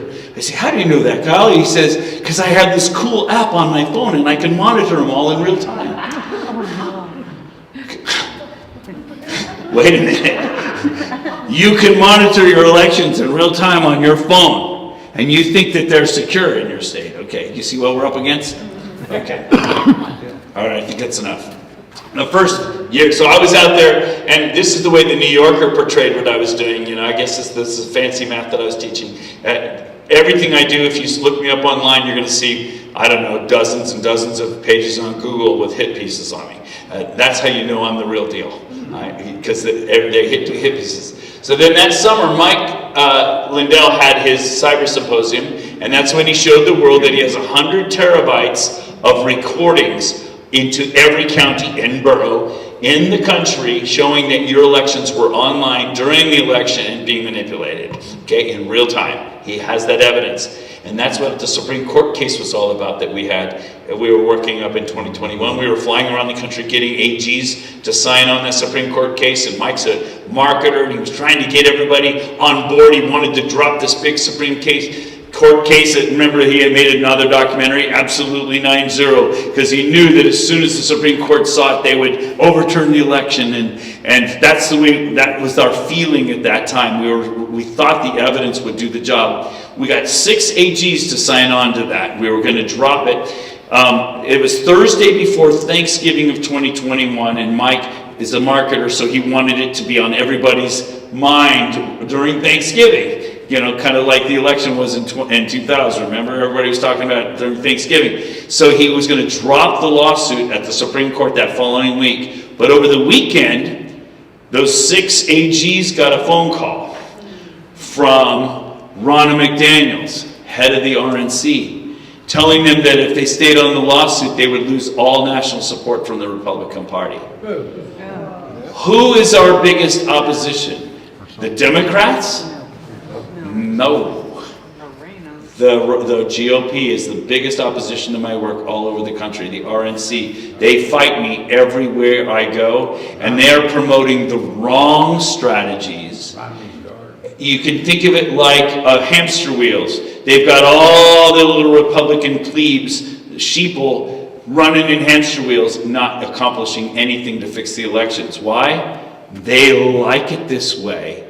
They're in control in the states they're in because it's this way, and they like it that way. It's the oldest thing in the book. Once the government gets control, do they ever give it back?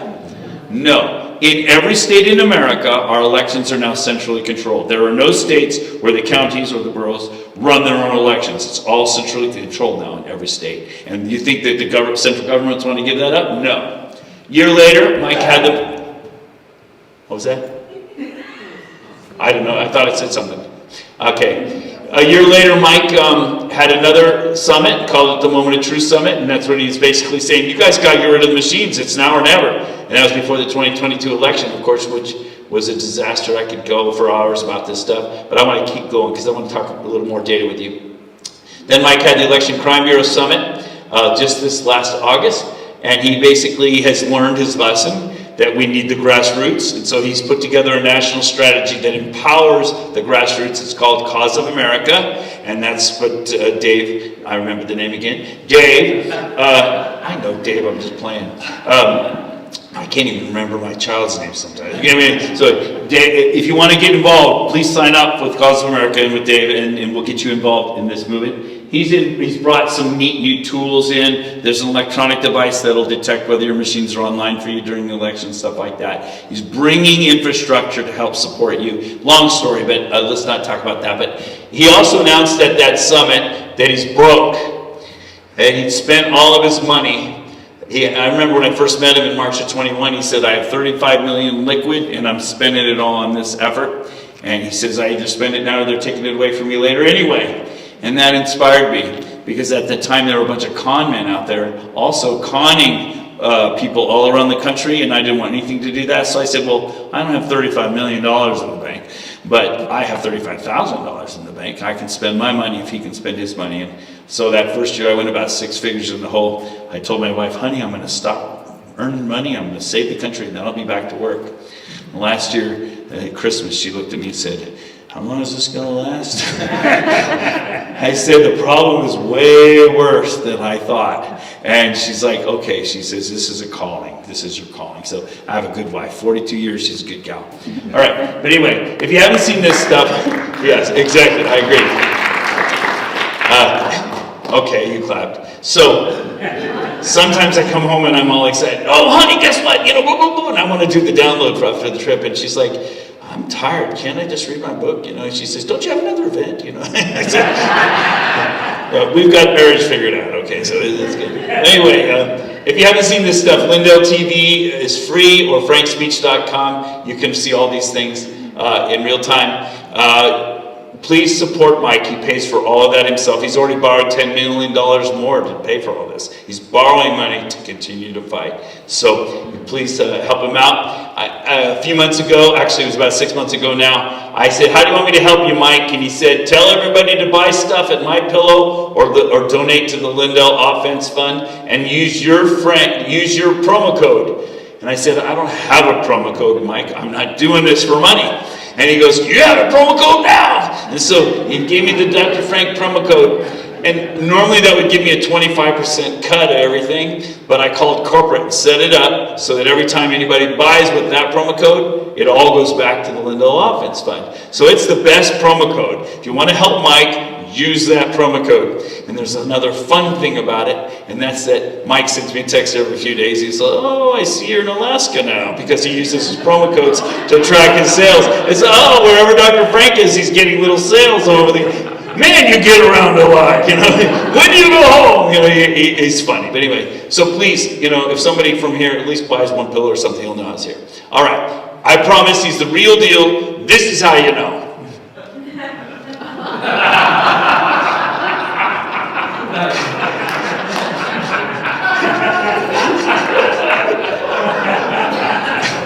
I love that laughter. That's good. And if that doesn't convince you, this ought to convince you. All right.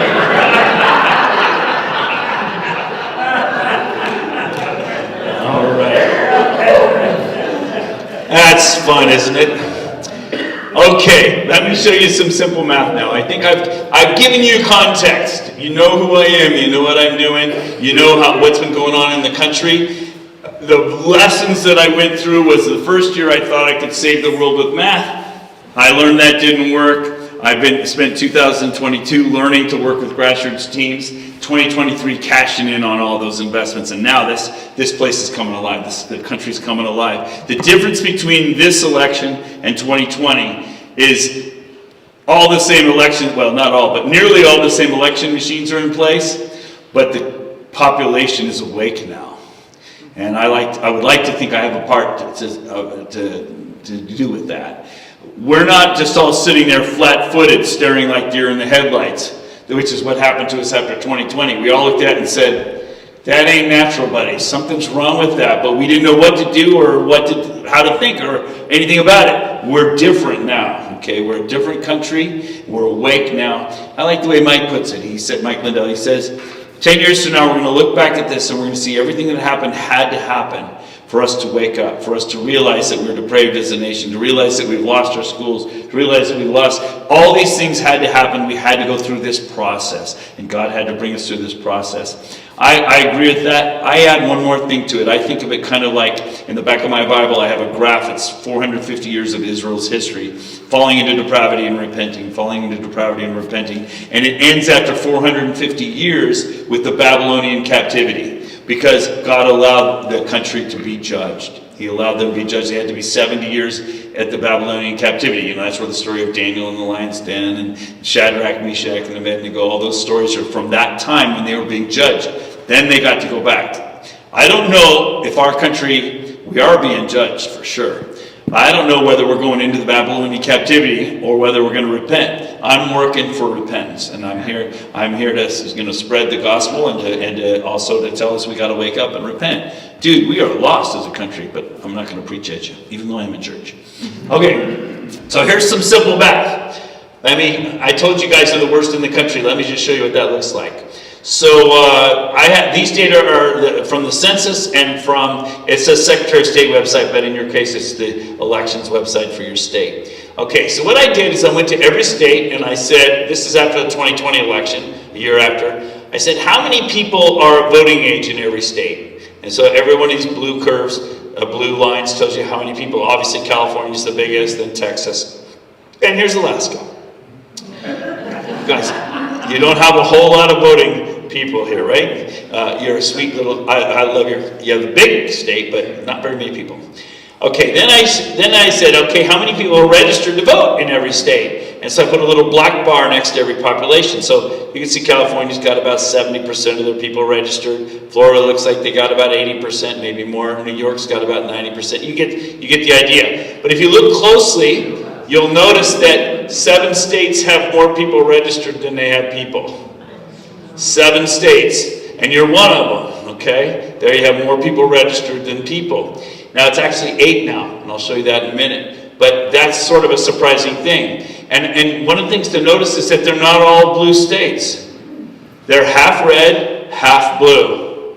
This is not a Republican-Democrat issue. This is a we the people issue in control of our elections versus central control of our elections by the state government. That's what this is all about. Okay, and then I also know how many people voted in every state. Let me show you that data in a different way, those data. As of the 2020 election, you had about 550,000, hey, same population as Montgomery County, Pennsylvania, okay? 550,000 people voting age and registered, 108% of them. So, round numbers, if you want to just know some round numbers for your head, you have 600,000 people registered, but you only have 550,000 people. Easy way to remember, yeah? Okay. And then 65% of your voting age people voted. I'm not the first person to notice that. Judicial Watch has been going around the country suing these states for not following the HAVA rules. The states are accepting federal money in exchange for following certain election rules, and they're not following them. Well, you guys are obviously not following them because your voter rolls are so dirty. And so they've been winning, but they noted that there are 353 counties around the country, and they would include boroughs in that, that have more people in their rolls than they have people, which is ridiculous. Let's just look at this for a minute. Now, I mentioned at the beginning that it's normal to have about 60 to 70% of your population registered. That's healthy rolls. If you ask the election experts, they'll tell you you should have 60 to 70% of your voting age people in your rolls. It never makes sense to have more than 100% of people in your voter rolls. So across here, across the bottom, is the percent of voting age people who are in the voter rolls. So that's one axis. And then on this graph, on the other axis, I've got the number of people, the percent of people who are voting age who voted. So what percentage of your voting age people are registered? What percent of them voted? Got it? 2 axes. Okay, I'm going to show it to you. Now, let me consider a scenario or two.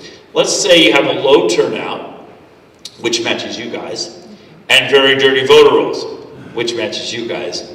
That's a dangerous situation, because that means you have a lot of extra non-voters that you can stuff ballots for. You have all these names you can put in ballots for. That's a dangerous situation.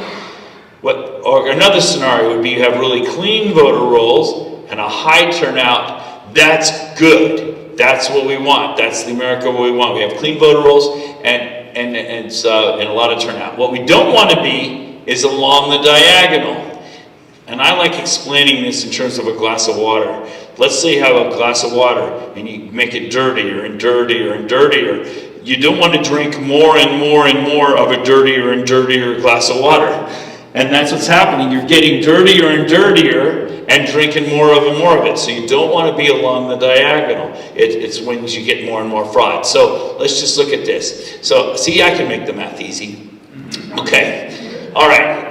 Here are 7 states that have more people registered than people. Maine, Vermont, Michigan, New Hampshire, North Dakota, Kentucky, and Arkansas. I know it's not Arkansas. It's Alaska, right? Okay, that's you guys. And you just eked out New Hampshire. You have the dirtiest voter rolls in the country, okay? Here's the rest of the country, and you notice that every state's in trouble except Wyoming. They're right on the edge, but I'll show you something else about them in a minute. Now, keep in mind that on this denominator, I'm using the number of voting age people, but that doesn't mean that they're all eligible to vote. Right? And so your lieutenant governor said the other day that you have 80,000 transients in your state that are not eligible to vote, but they would be counted in your population. And so really, this number is over here. It's way worse than it looks already, because the denominator should be smaller. And I can illustrate that. Well, by the way, Oregon took all of their inactive voters and made them active, and they're an all mail-in state. So so they're the eighth state that have more people. You know, Alabama and Delaware, they're almost there. They're getting there. But if you fix the denominator, like I fixed it in California, I took out the illegal aliens, that puts them up here. I fixed it in Texas, and that puts them up here. And Alaska would be off the scale if you took out. So you have to understand what this graph means. But isn't it interesting that they're following the diagonal? And there are no clean states left. And let me just say this, I'm just going to make the comment, I can show you data to prove it. There is not a single good legislature in this country, and every state in the country, the voter rolls are growing faster than the population. You're not alone. And all the states like this. It's keeping them in control. The legislatures like this. All right. Mail-in ballots. Dumb idea. In Juneau, I was just there. They mailed out 27,000 ballots and 9,000 ballots came back. Okay, so wait a minute. That means there's 18,000 more ballots out there floating around somewhere. So let's say out of the 9,000 real voters that turned in ballots, I'm pretending those are real voters, and let's say it's 4,500 to 4,500, it's a close race. All you have to do is go scrounge ballots out of all those other ones that are being mailed out in bulk to addresses that don't exist, and you can shift any election you like. That's the problem with mail-in balloting. You're basically giving all the slush fund, all the credit line that anybody needs to manipulate any election. Horrible idea. All right, I think I explained that well enough. I don't need pictures. Okay, ranked choice voting you have. What's wrong with you guys? You got the worst voter rolls. You got the stupidest system for voting. You see where I'm going with this? As I travel around the country, I'll go to places and they got 8 out of 10 good things in their election and only a couple of bad things. So I'll coach them on that. You guys, every box is checked. It's like everything you have is wrong. All right. And anyway, I'm not going to talk about that. My understanding is Kelly Chewbacca has been going around teaching people how bad ranked choice voting is. So I think I'll let her do that job. You want to say something? Yeah, that ranked choice voting, it passed by the absentee ballots. And that was 38.5% of the ballots that didn't require a witness signature. It Did you hear what he said? It passed with the absentee ballots. without signatures. The witness signature, Yes. that they wavered from the judge. There isn't a single legislature in this country, I promise you, I'm talking to them, that's making elections more secure. They're all making them less secure because it keeps them in control. It's a bad situation. All right, I had a whole thing on ranked choice voting, but I think I'm going to skip that tonight. It's a bad system. All right, so you're not alone. Every state in the country is being centrally controlled. The solution is for you to control your election. Don't let the state control your election. And you kind of already have that going, which is why with you're running your own city elections on paper and counting them yourself like that. I want you to go one more step. I want you to say, we're not going to run any of our elections that way. And you're going to say, yeah, but well, the state law says we have to do this and we have to do that. Oh yeah? Let's talk about that. Let's just talk about that. I'm jumping. I usually show some other stuff at this point, but I'm going to jump to strategy here. You have to think of this like it's a war, because it is. And it's a war for the country that covenanted with God. It's a war for our children and our grandchildren. And if you don't think of it that way, you've already lost. General Flynn has written a whole series of books on fifth generation warfare, and he shows you right check mark by check mark, we're right down the list. We're following all the same things that all the other countries that have fallen to this. We're right in line with that. We're about 80% now complete with the revolution. We're about 80% as a country. We're 80% of the way. Bad situation. Another big reference for me is Chris Ann Hall. I'm a huge fan of her. She's a constitutional scholar. She's put together a lot of work. I've run all of my material past these guys. I'm a scientist and I'm just learning this along with you. But boy, oh boy, is it powerful. I had no idea how powerful our Constitution was. I love it. So I already told you this slide. I already showed you that. Now, once you know that your elections are bad, and once you know you have these problems, you have several choices. How are we going to fix this? Well, one thing is you could file lawsuits. How long have you been waiting on your lawsuits, there, brother? 2 years. 2 years, okay. And are we making any progress? We're still waiting. We're still waiting. Lawsuits take a long time. And I've been in a lot of lawsuits, and they don't come out. Even when you win, you don't get what you want. I'm not looking forward to a lawsuit to fix our problems. That's one thing. Another thing, legislative.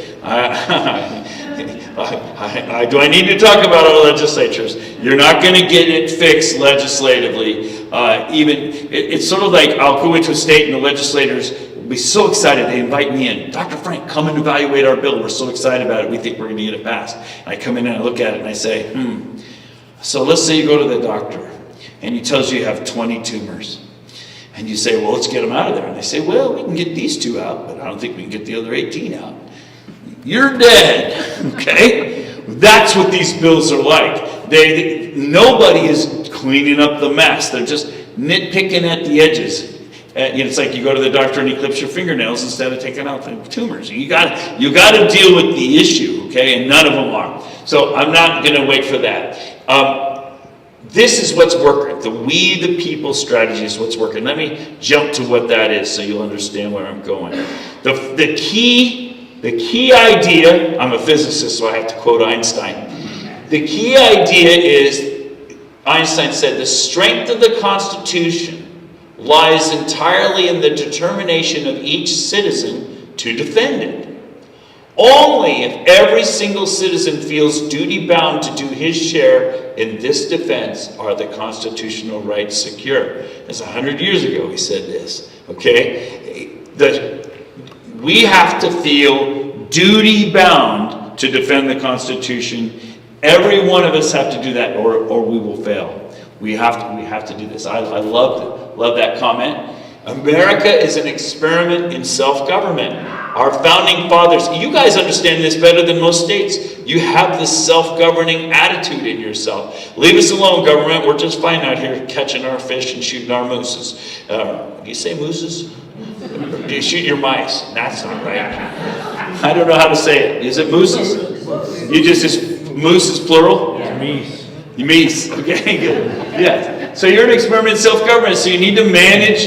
You need to govern ourselves. We shouldn't be waiting for somebody else. You need to be being the government. And for too many decades, we've been having other people be the government. We've been having other people running our elections. We've been having other people teaching our children. And look at the mess that's got us into, okay? We have to resume our responsibilities.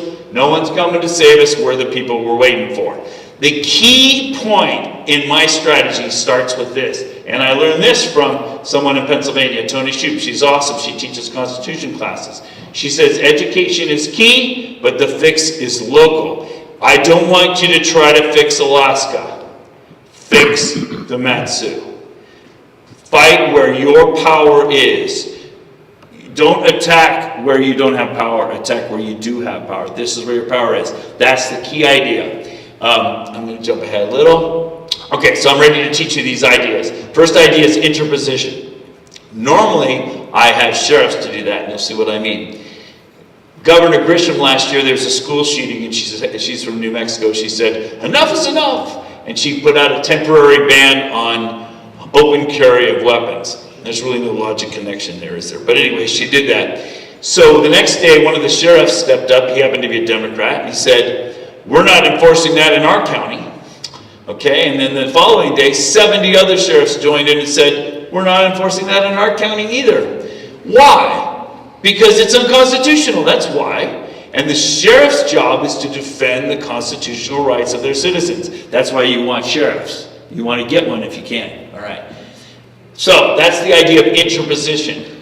The sheriff puts himself between you and the government. That's interposition. There's a book about that. It's called The Doctrine of the Lesser Magistrates. It's awesome. There it is. Hold it up. Yeah, that's it. Doctrine of Lesser Magistrates. It's an awesome book. Trurella, the author, I know him, and I met him in 2020. Well, you guys are neighbors. Yeah, exactly. He's a good guy. But little did I know how valuable my meeting him was going to be. It was incredible. All right, so anyway, that's called interposition. The next thing is non-compliance and nullification. And let me just talk about that same example. So Governor Grisham says, no more guns, open carry. The sheriffs say, we're not going to enforce that. That's interposition. The citizens say, we're not going to comply, and they continue to wear their guns. And then they took it one more step to nullify it. What did they do? And I just happened to be there that day in New Mexico. 50 of them put their guns on and went and did a protest on the Capitol steps. Said, here's our guns, come and take them. Right? Now, if only one person had done that, what would have happened? He'd be in jail with the other J6ers. So nullification requires a group. You have to work as a community. You can't just one person stand up. This is why I encourage you to build a movement. You have to win in the court of public opinion. You have to bring the people together around this issue. So that's one example. Let me give you another example. In Truth or Consequences, New Mexico. Isn't that a great name for a town? Truth or Consequences, New Mexico. There's a little Baptist church, and when COVID hit and the governor said we have to close the churches because they're non-essential. Is your church non-essential? I don't think so, because you invited me here. You're a good church. There's a lot of churches I think they are non-essential. Okay. Anyway, they kind of proved they were during COVID, didn't they? Okay, but anyway, the governor said they were going to shut down the churches. He went to his sheriff and he said, Sheriff, the First Amendment in the Bill of Rights says freedom of religion. The very first thing listed is one of our constitutional rights. I'm not shutting down the church. Will you defend me? And the sheriff said, I will go to jail before I let them shut your church down. And when the state police showed up to shut his church down and arrest him and the members, the sheriff stood on the steps of that church week after week. So that's a physical interposition. The sheriff is standing between the congregation and the state police. That's a physical interposition. But then think about the next step. The congregants did not comply. They went to church anyway. In fact, their attendance doubled. Okay, and that's what should happen. A church that's doing the right stuff should grow. That's a good thing. But then I love the nullification step. Because while they were going to church week after week, the sheriff read the Constitution. And I've been reading your Constitution, and you should read your state Constitution too. And in the Constitution it said, the state Constitution, that during a state of emergency, the sheriff has the right to hire as many or deputize as many citizens as he needs to deal with the emergency. So he deputized every member of that church as a sheriff's deputy to nullify that law. That's a beautiful nullification step. And so then the state had to leave them alone because they were all investigating COVID. Okay? I mean, it's a beautiful nullification step, isn't it? That's just a fabulous. If you would like to look, there's a whole hour of examples like this. Chris Ann Hall and her husband put it together. It's called Non-Compliant 2 online. It's a fabulous little 1-hour movie. And I usually talk about sheriffs at this point, and there it is. Dr. Lesser Magistrates. I usually talk about sheriffs at this point, but you guys don't have sheriffs. Because one of the things I teach the people to do is once you find fraud in your community, which is one of my objectives, you bring that fraud to the sheriff and you ask him to interpose for you and say, we're not going to use these machines anymore because the fraud in our elections is disenfranchising us from our constitutional rights. And so we don't have to comply anymore. And that's one of the strategies I use. By the way, when I just said from our constitutional rights, and I was just with Chris Ann Hall in Michigan about a month ago, and I was showing her some of my stuff and she scolded me. She says, stop calling them constitutional rights. She says, that gives people the impression that their rights come from the Constitution. She says, there are God-given natural rights enumerated in the Constitution. And I said, okay, you're right. Except, voting is not a God-given right. Voting is a constitutional right. Your right to vote is guaranteed in your Constitution. So, I'm not negating Chris Ann Hall. I'm going to lose in court against her. But when I say constitutional rights, you know I mean God-given natural rights enumerated in the Constitution, plus the constitutional rights of your state, okay? That's where I'm going. Anyway, that's good stuff. Okay, so I already talked about that. I guess I will stick on this for a minute. I like what, and we think about this other social revolution that took place in our country.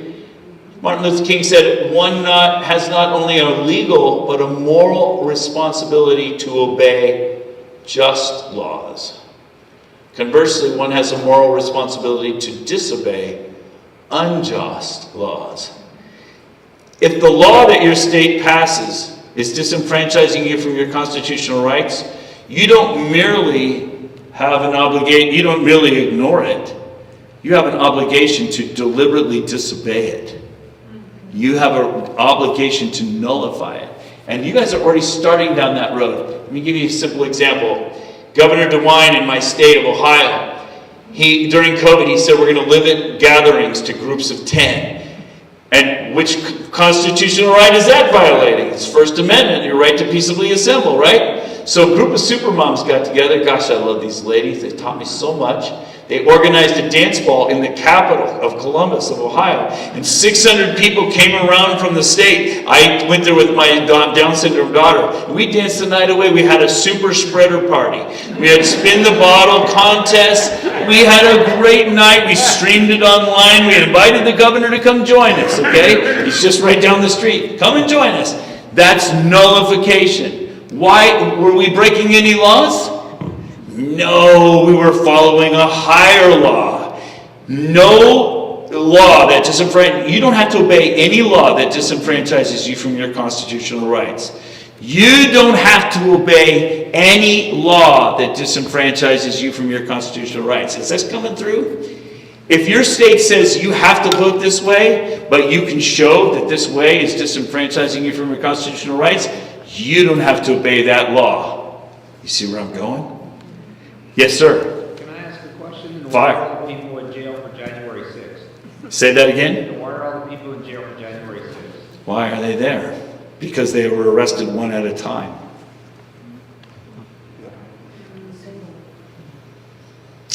Yes. And should they be there?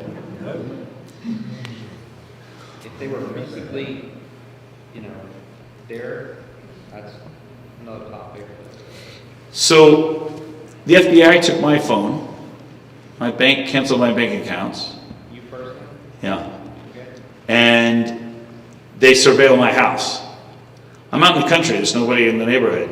And there's cars parked out there with black SUVs with tinted windows. And we go to church, and when we come back, the same car's there, but it's facing a different direction on the other side of the street. And, you know, is that okay? Well, they're only surveilling me, I guess, because I'm a terrorist. I guess that's okay. So I have to admit, I feel a lot of guilt about January 6th. Let's say tomorrow the FBI arrests me and puts me in jail. Are you going to come get me out? You gonna be here to stay? Why not? Why aren't you doing that? Why am I not getting a militia together and getting those guys out of jail? Their constitutional rights are being violated. This is not okay. When is it going to stop? When they start coming in like in Homer and bashing into your houses. That's why I loved it when I left. That guy looked at me and he said, he just kind of flashed his gun. He says, that's never happening here again. That's the community saying, we're not going to tolerate this from the government, yes? So, that's a great question. So, that's a piece of advice I always give to teams. In all the election work we do, it's not individuals.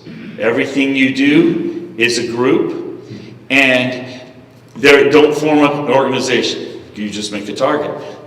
I don't own a house. I don't own a car.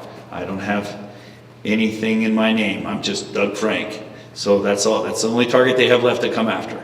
And I got that advice from Mike Lindell's team in March of 2021. They encouraged me to basically prepare for what was coming, and they've been right on every score. It's been very impressive. I think that's a good question. Thanks. I think I'm going to resume now. Is that good? Good enough for now? You're welcome. Now, we all went dancing. They could have come and arrested us, but 600 of us? That would have been a big scene, wouldn't it? Well, those same supermoms, when Governor DeWine said you have to wear masks in public places, those same supermoms organized shopping days.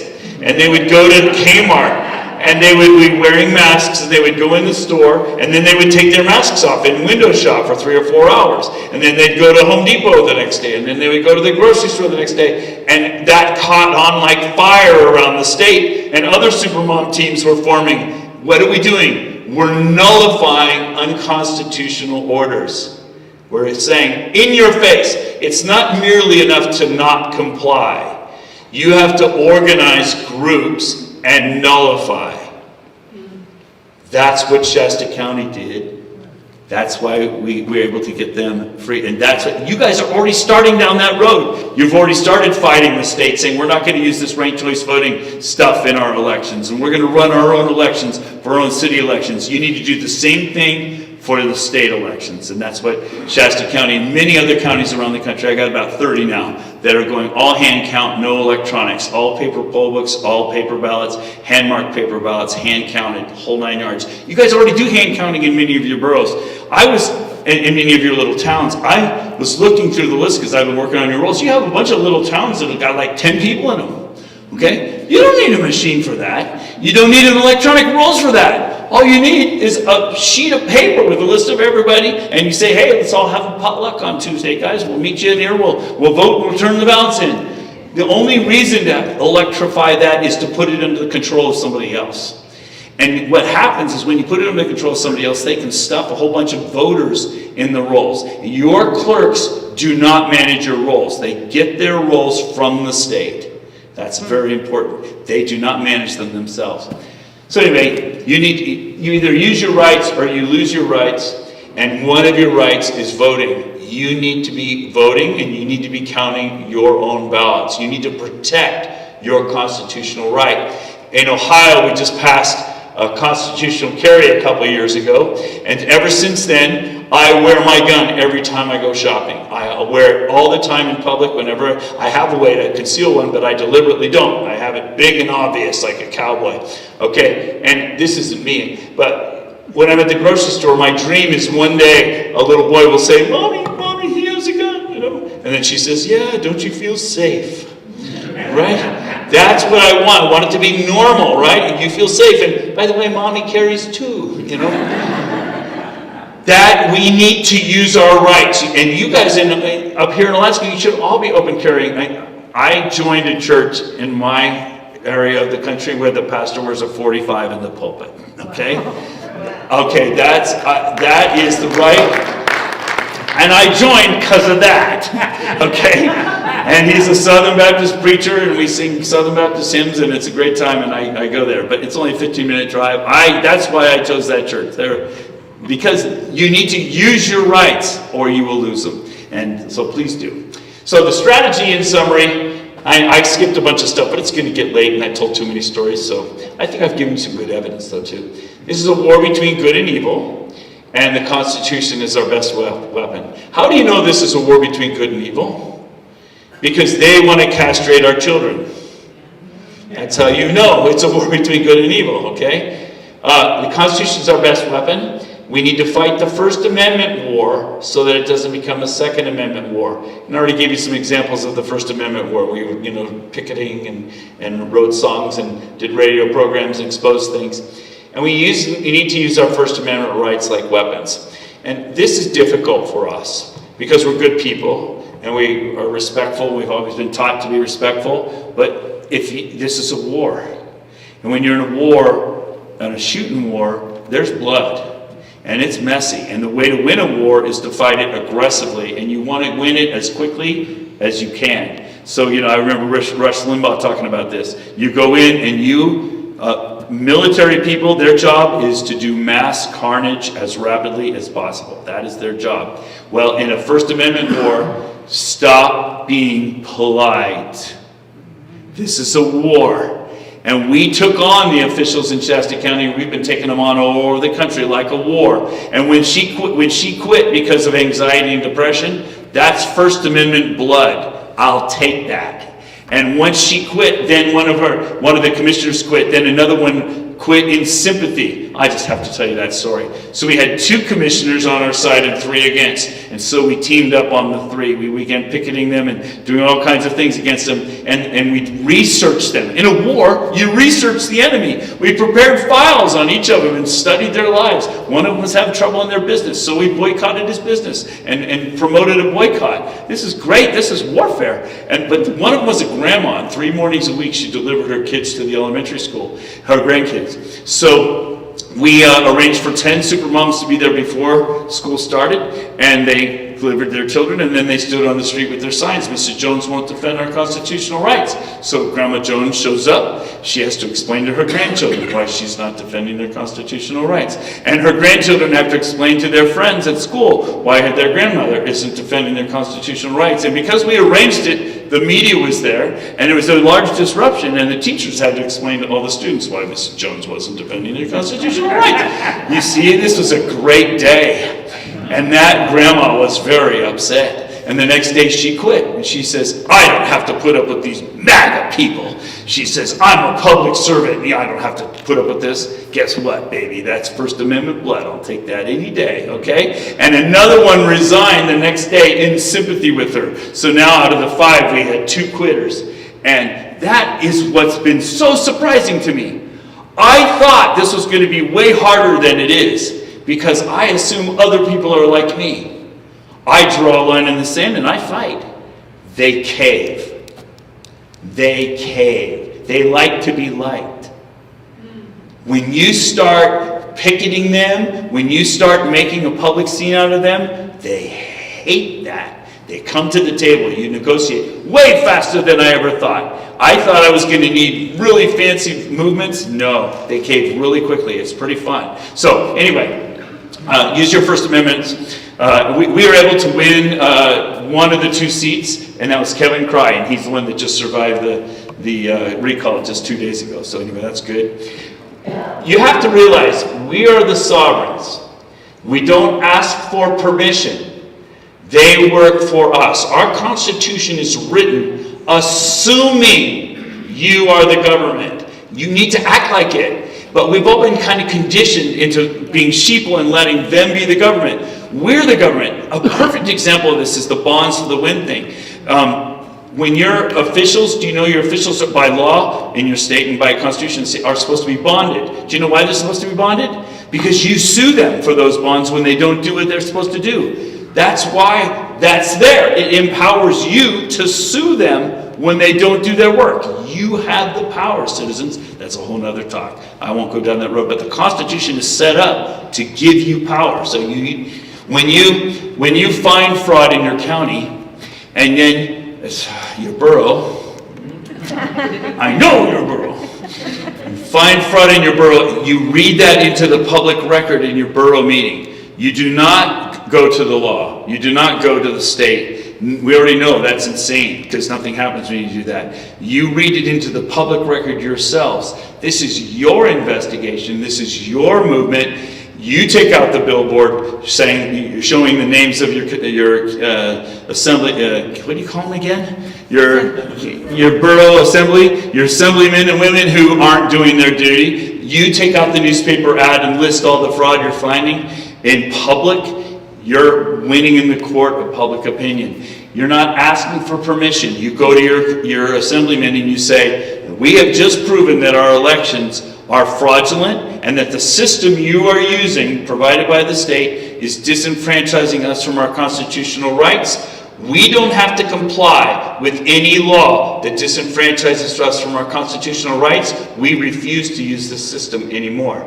You want to try a fun experiment? We were talking about it this afternoon. All of you order absentee ballots. And then when they arrive, don't turn them in. Go to church on Saturday, have a picnic, baseball game, apple pie, Chevrolet. Count your ballots. Do a tally yourself. Turn in the tally. What are they going to do? Not count your tally? That would be disenfranchising you from your constitutional rights. You videotape the whole thing. Anybody can audit it. Everything is there. Where does it say that they get to count your votes? It's your constitutional right. And what does Stalin say? He said it doesn't matter who casts the votes, it matters who counts the votes. Wouldn't it be fun to try that? You guys are the right people to try that. You have this kind of spine in you I really like. Okay. We're upside down as a country. How do you know? Because when Antifa comes to town, you want to call the sheriff. That's wrong. When Antifa comes to town, you grab your rifle, you call your neighbors, you meet Antifa in the street. That is your constitutional obligation. And I've now been in 15 counties when I tell this story. They said, we did not hear Dr. Frank, and they tell me the story. They're so proud. This one happens to be Coeur d'Alene, Idaho. Antifa showed up in town. They lined the streets. They called it Gun Delane. And the leader was so proud. They told me the story. He says, yes, we got lined all up, and the van pulled up. The leader came out, and we told him, we love the First Amendment. We're really looking forward to hearing what you guys have to say. Go ahead and have your protest. We'll all listen. First window that breaks, we open fire. They all got back in the van and drove on to the next county, right? Okay, and guess what? You go to Coeur d'Alene today, it's a beautiful city. You know why? Because they protect it. The citizens are being the government. They're not waiting for the sheriff to defend them. By the way, the sheriff called them. Good sheriff. Good sheriff. He was smart. He got the people out there. He understood that principle. Good. They have a militia. You need to have your militia out and going. It's like 2 months ago, as I was about leaving on a trip, there was a sign hanging on my door. Somebody take the leaflet to my door. They said, in case of emergency, this is where we're all going to meet in this community. Bring your guns. That's a kind of an ad hoc militia, isn't it? But think about it. Are you ready? If you were about to be invaded, are you ready to defend yourselves? Maybe you need to make sure you tune up your militia a little bit, because that's your obligation. The Constitution isn't a list of your rights as much as it's a list of your obligations. You have an obligation to defend yourself. You have an obligation, a duty to defend the Constitution, like Einstein said. All right, so defend yourselves. You're the government, and it doesn't take a lot of you. It doesn't take a majority to prevail. Just an irate, tireless minority, keen on setting brush fires of freedom in the minds of men. This room is enough to change your whole state. I promise you, the state of Nebraska is different today than it was 2 years ago because of one lady. She's a super mom. She's got 4 kids and a job, and she basically led the effort. And now the state of Pennsylvania, Nebraska, is the Attorney General has called me there 3 times in the last 6 months. They're prosecuting fraud in that state, election fraud in the legislature, inviting me in to help them write their new laws. It's one mom that caused that. It doesn't take a lot of you, just an irate, tireless minority. Okay. When it comes to the Second Amendment, when the government says, we have to turn in our guns, what do we say? Come and take it. Come and take them. Come and take them. We're not going to let you have them, right? But when the government says, give us your ballots, we hand them over without a fight. That's our constitutional voice. That's how we protect our Second Amendment. That's how we protect our children. That is maybe more important than the guns. And we're just handing them over. We have to stop it. Stop handing them over. You remember that? Oh, yeah. That's Bob Newhart. That's Bob Newhart. He has the funniest little skit about stop it. Anyway, I'm glad you knew that one. All right. I'm trying to go fast right now because it's late. I sure appreciate you guys. It's been fun to work with. It's your constitutional duty to defend your constitutional voice. And right now we've been kind of conditioned into just handing them over. We have to quit doing that. And I think what I'm really trying to say to you is your ballot is maybe one of your most precious things, and you're giving them away. You need to hold on to that. You need to protect them. You need to count your own ballots. I already told you, like Stalin said, it's enough that people know there's an election. The people who cast the votes decide nothing. People who count the votes decide everything. I'll finish with this and we'll call it a night.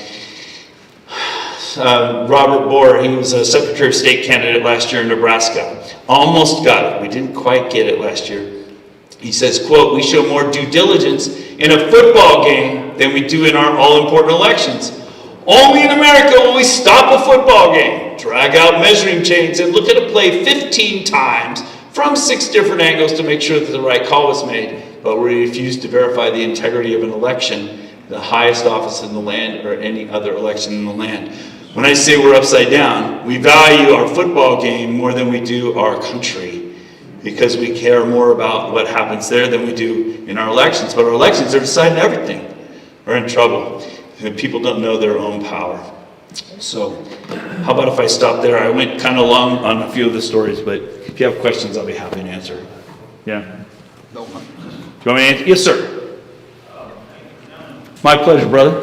Talk about the constitutional sheriffs and such, I think that's an awesome idea.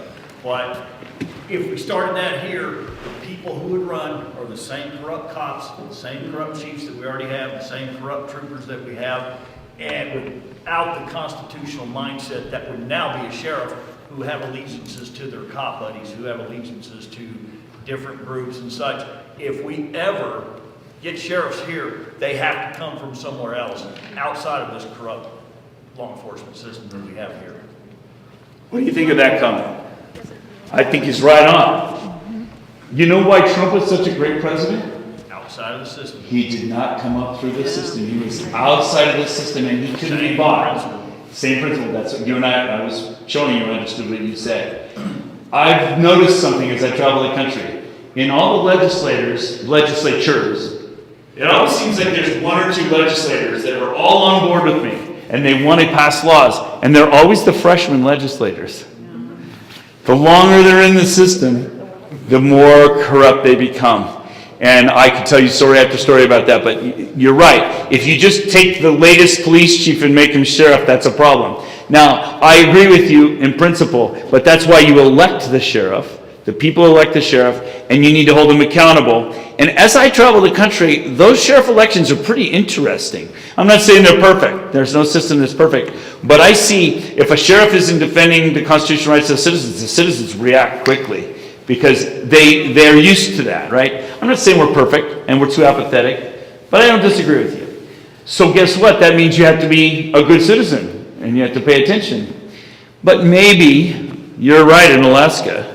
Maybe you should just rely on your own 45 and not have a sheriff. And maybe that's where you're going with that argument. So it's always the same argument with government, right? Do you want government or not? As soon as you have some, it wants to be more. And it's always a war between our liberty and the government, isn't it? Jefferson talks a lot about that. It's a necessary evil. So that's the reason the Constitution was written, to limit the government, but over the years it's encroached on us, hasn't it? Thank you for that. That was a good comment. Anybody else? Everybody always asks me, Dr. Frank, I didn't show the graphs tonight because I talked too much, but Trump won in 2016, but I show you that this election fraud's been happening since the 1990s, and people say, well, how did he win in 2016 then, Dr. Frank? And I know the answer to this question, and this is how it goes. Think about how our elections are being stolen. Before the election, they make sure your voter rolls are full of people who are not real voters. That's easy in your state. You're loaded with those. Then during the election, the machines are reporting the tallies, and the machines are reporting who's voted. So the people on the outside, the bad players, can know exactly where they stand at all times and know how many ballots to stuff during the elections and who to stuff them for. And then after the election, the rolls are cleaned up to hide who that is. And I could tell you stories. I skipped some of those graphs today. But imagine a situation where for some reason you were unable to monitor the election. Then how would you know how much to stuff? How would you know how much to cheat? You would just stuff or cheat based upon your best guesses about what was going on. Well, in 2016, and I've talked to these guys, a group of white hat hackers, they're guys who hack into computers and things, but they do it for good purposes, launched what's called a denial of service attack against all the critical election systems in our country. 3 days before the election in 2016. So what happened is they all were shut down. None of them could communicate. So the bad guys did not know where they stood in the election. So everybody was stuffing illegally only according to their best estimates. That's why Hillary wouldn't concede, and that's why she went around screaming bloody murder. The Russians hacked our elections because we were hacked, but it wasn't Russians, okay? But it wasn't a hack to change the outcome of the election. It was a hack to stop the machines from talking to the outside world. So then everybody always says to me, well, gee, what a great strategy. You know, Trump outperformed their expectations. That's why he won. What a great strategy. Why didn't they do it in 2020? They did. So, 4 days before the election in 2020, the same kind of hack was going on, and the bad guys were in the dark. They didn't know how much to stuff. That's why this time they were ready. At 10:56 p.m. Eastern Standard Time, they stopped the election. Never happened before in history. That's how you stop a denial of service attack. You unplug the machine and reset the machine. So they stopped the election. Oh no, we're behind in Wisconsin. We're behind in Michigan. We're behind in Georgia. We're behind in Arizona. That's why when they turned the election back on 3 minutes later, click, in Michigan, there were 156,000 new voter IDs who all voted in those 3 minutes. And I happened to be in that lawsuit in the intra-Michigan case. Bill Bailey was the guy, and I was intimately involved. We subpoenaed the Secretary of State of Michigan for the names and addresses for every one of those 156,000 new voters who suddenly got on the rolls and all voted at 10:57 p.m. on election night. And the judge ordered her to give us the list of those names. We wanted to go knock on those doors and meet those lovely people. And she said, okay, I'll comply because it's a court order, but it'll take me 2 years to prepare the list. Okay, you see where this is going? Stalin says it doesn't matter who casts the votes, it matters who counts the votes. I have a new saying. Whoever touches the machines last wins. That's what's going on. So you can't let somebody else count your ballots. With a machine especially, because the machines are telling the world what's going on and giving bad guys all the information they need to steal your elections. And if they're running it, they're going to be able to change it at the end, and there's nothing you can do. Same thing happened in Wisconsin. It's a horrible thing. So that's what happened. And by the way, that's why after 2016, Trump passed 2 executive orders. They're right around 75, 80, right in there. One of them, he established an election advisory committee to the president because everybody knew that the 2016 election had been hacked dramatically. And the purpose of that committee was to advise the president on how to secure the next election. Guess who was in charge of that committee? Pence. He disbanded that committee 6 months after the election. And that's when President Trump knew he was in trouble in 2020, and that's when he started Space Force. Because he knew he was going to need hand-picked leaders to monitor the elections in the country, and that's why Mr. Lindell ended up with 100 terabytes of recordings of our elections. Okay, the second executive order that Trump put in place gave him the authority to overturn any election, to nullify any election that had foreign interference. And that was like number 83 or something like that. And so in the Oval Office in 2020, in December, Trump was sitting there with all this evidence. He also had a lot of physical evidence. He could have nullified the election, and a lot of us were expecting him to do that. And a lot of people were angry that he didn't. But in fairness to him, he told me, this is not supposition, this is from his mouth to my ears, he didn't have one legislature that would stand with him. He only needed one legislature, and not a single one would stand with him.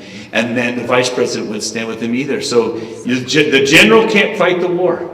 The general can't stand alone. He needed the country to stand with him, and all American people, it's the second thing he didn't have. We're all standing there like deer caught in the headlights. We didn't know what we were doing. We're also complacent. We're also unengaged in politics so long we didn't know what to do or what to do about it. We'd given away our elections, hadn't we? So he was left no choice, and he struggled with that decision a lot.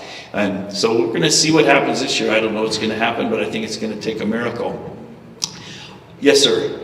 I've seen some liberals posts on Twitter that they're saying, and I love the documentary 2,000 Mules, but they're saying That shows the ballot stuffing I've been talking about. Yep, and some of the stuff that was said by these liberals is, oh, that's been disproven, Dinesh admitted it was wrong. Is there any truth to that? I mean, I haven't researched it yet, but I thought everything was legit and still believe it was legit.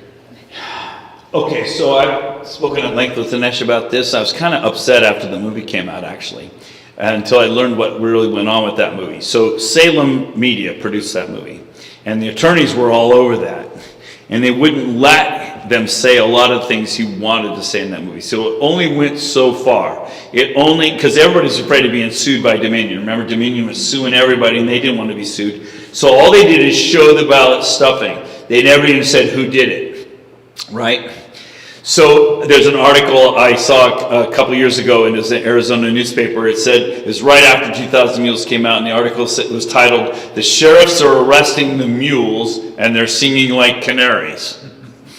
So what's happening is, think of it like a drug bust. The sheriff arrests the mule. They already know where the mules were because they have the geolocator data.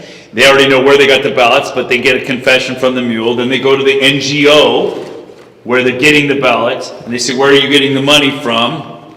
It's from CTCL, and guess what? The counties if you look in your county budget, you're going to be surprised how much money you give to NGOs. That's where they get the money to pay for that. So, anyway, I kind of summarized a little bit there, but let me give a direct answer to your question. So, he's putting together a movie where he's trying to show ballot stuffing. But if he showed actual ballot stuffing that was illegal, the lawyers objected to that. So he showed examples of people putting in ballots, but guess what? Every one of them was real. It wasn't fraud. Because if he had shown it, there's all kinds of legal ramifications because there's court cases and the attorneys wouldn't let him do it. So that's when the liberals that you're talking about were criticizing the movie, saying this has been debunked. They're sort of right. But his point wasn't, this is a crime here. He's showing you what. Now, I, Doug Frank, with my own eyes, have seen genuine footage of real mules dumping ballots in boxes. And we have miles of that footage from all over the country. So that is real. That is really happening. But the movie has that weakness. I think the main weakness is that lawyers got a chance to gut it. I think that's the real problem with that movie. I think if he had had free reign, he would have gone, showed who was doing it and how it was happening, but he couldn't go that far. You know, I was surprised when I met Dinesh. I've met with him now twice in person for pretty long meetings to discuss stuff. He's a mild person. He's a very gentle person. He's not a warrior. I'm a warrior. I want to get out there and fight. He's like, I've already been in jail before. He's a very mild person. So it's not in his temperament anyway. Did I answer you? Yeah, good. Anybody else? Trying to help.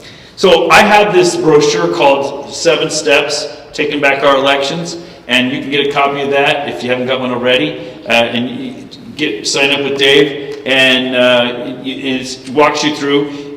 I did this for 4 hours training the other day in Juneau. This is not something I could do tonight. Tonight was just kind of an introduction because I had a lot of newbies to kind of lay things out. And I didn't even show you half of what I could have shown you.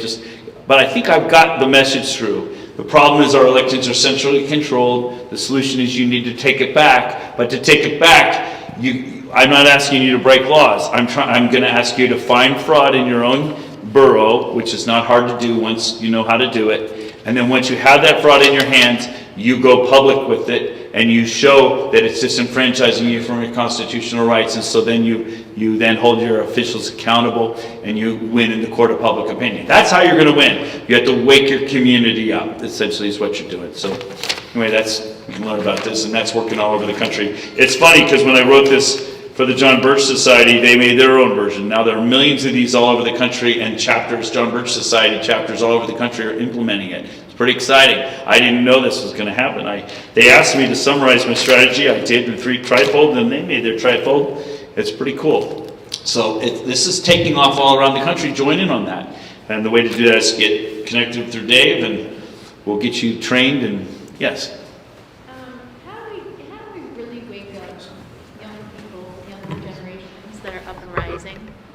When it comes to the mindset, I can speak for myself. Since 2020, before that, I was not awake. Neither was I. I didn't care about politics. I was not involved in it. It was completely foreign to me. So I was like, I don't know why it's important. My vote doesn't count. I'm not going to go vote. And then you realize now, but how do we awaken them with the idea of they are working for us. The government is working for us on our behalf. We've been brainwashed into this like fog. Yes. And programmed to such a consent that we're desensitized to thinking that they're the leaders. We don't have to do anything with them. They're doing the work, and we're just going on our way. Trump got elected, now we can go golf. Yeah. So what do we do? How do we get that awakened? What happened in 2020? The whole country changed when the government stepped out and said, we're going to take away your liberty. It woke up a whole segment of our culture, didn't it? And super moms saw what their kids are learning in school. That woke them up, right? One of the things that I encourage people to do in the training is find the groups in your community that are affected by elections. For example, the school boards. Is there pornography in your schools? It seems like every community I go in, there's a group of moms that are really angry about what's going on in their schools. Well, guess what, moms? The reason you don't like what's going on in the schools is because you're electing bad superintendents of schools and bad school boards. It's all downstream from the elections. So you bring that group, you wake them up. They're already awake. They're mad about the schools. Okay, what about the people that are anti-vax or the people that are annoyed about the jab? And well, bring them in, because guess what? That's the people you're electing or enforced. In other words, all the downstream garbage that we're experiencing is all downstream from elections. So bring those groups in. That's what I think wakes people up. Now, churches are important. Get the churches involved. Oh, Clark County, Washington. They are my favorite example. That, evangelicals don't vote for some reason. It's like 40% of them don't vote. It's crazy. Okay, so what they did is they organized, and it's an all mail-in state. All the ballots are mailed to all the residents. So what they did is they had a special day before the election, a Saturday. They said, y'all bring your ballots in. We're going to have a big celebration day. You see where I get my ideas? I'm not dreaming these all up. I'm learning these. This is the best thing about me. Since I'm all around the country, I'm collecting the best ideas. But anyway, so bringing it, and in the primary in 2022, they swept everything because they turned out 70,000 more ballots than anybody was expecting. It was a huge deal, and it's the churches activated. So that's why you got the angry moms, you've got the people who don't like the jab, you've got the churches that feel that their stuff is being. And you need to recruit these groups, and you need to educate them. Education is key, but the fix is local. And you bring your kid along because you're fighting for your little kid, and he has no future if you don't fix this now. And so that's any church group, any social group, the Rotary Club, the groups in town, you need to educate them and motivate them. Then all you need is an irate, tireless minority.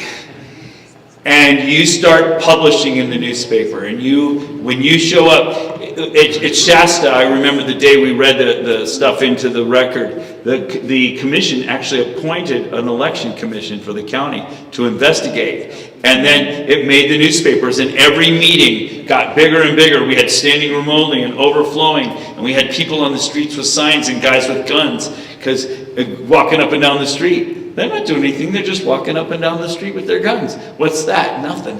Okay, they have the right to do that. Power is not what you have, power is what the enemy thinks you have. He knows he's read Alinsky as well. The Alinsky rules for radicals, oh my goodness. The left took over our country. They have a brilliant playbook. We're using it. Okay? Ridicule is one of their best tools, they say, and Trump is a master of it. Lion Ted, Crooked Hillary, Sleepy Joe.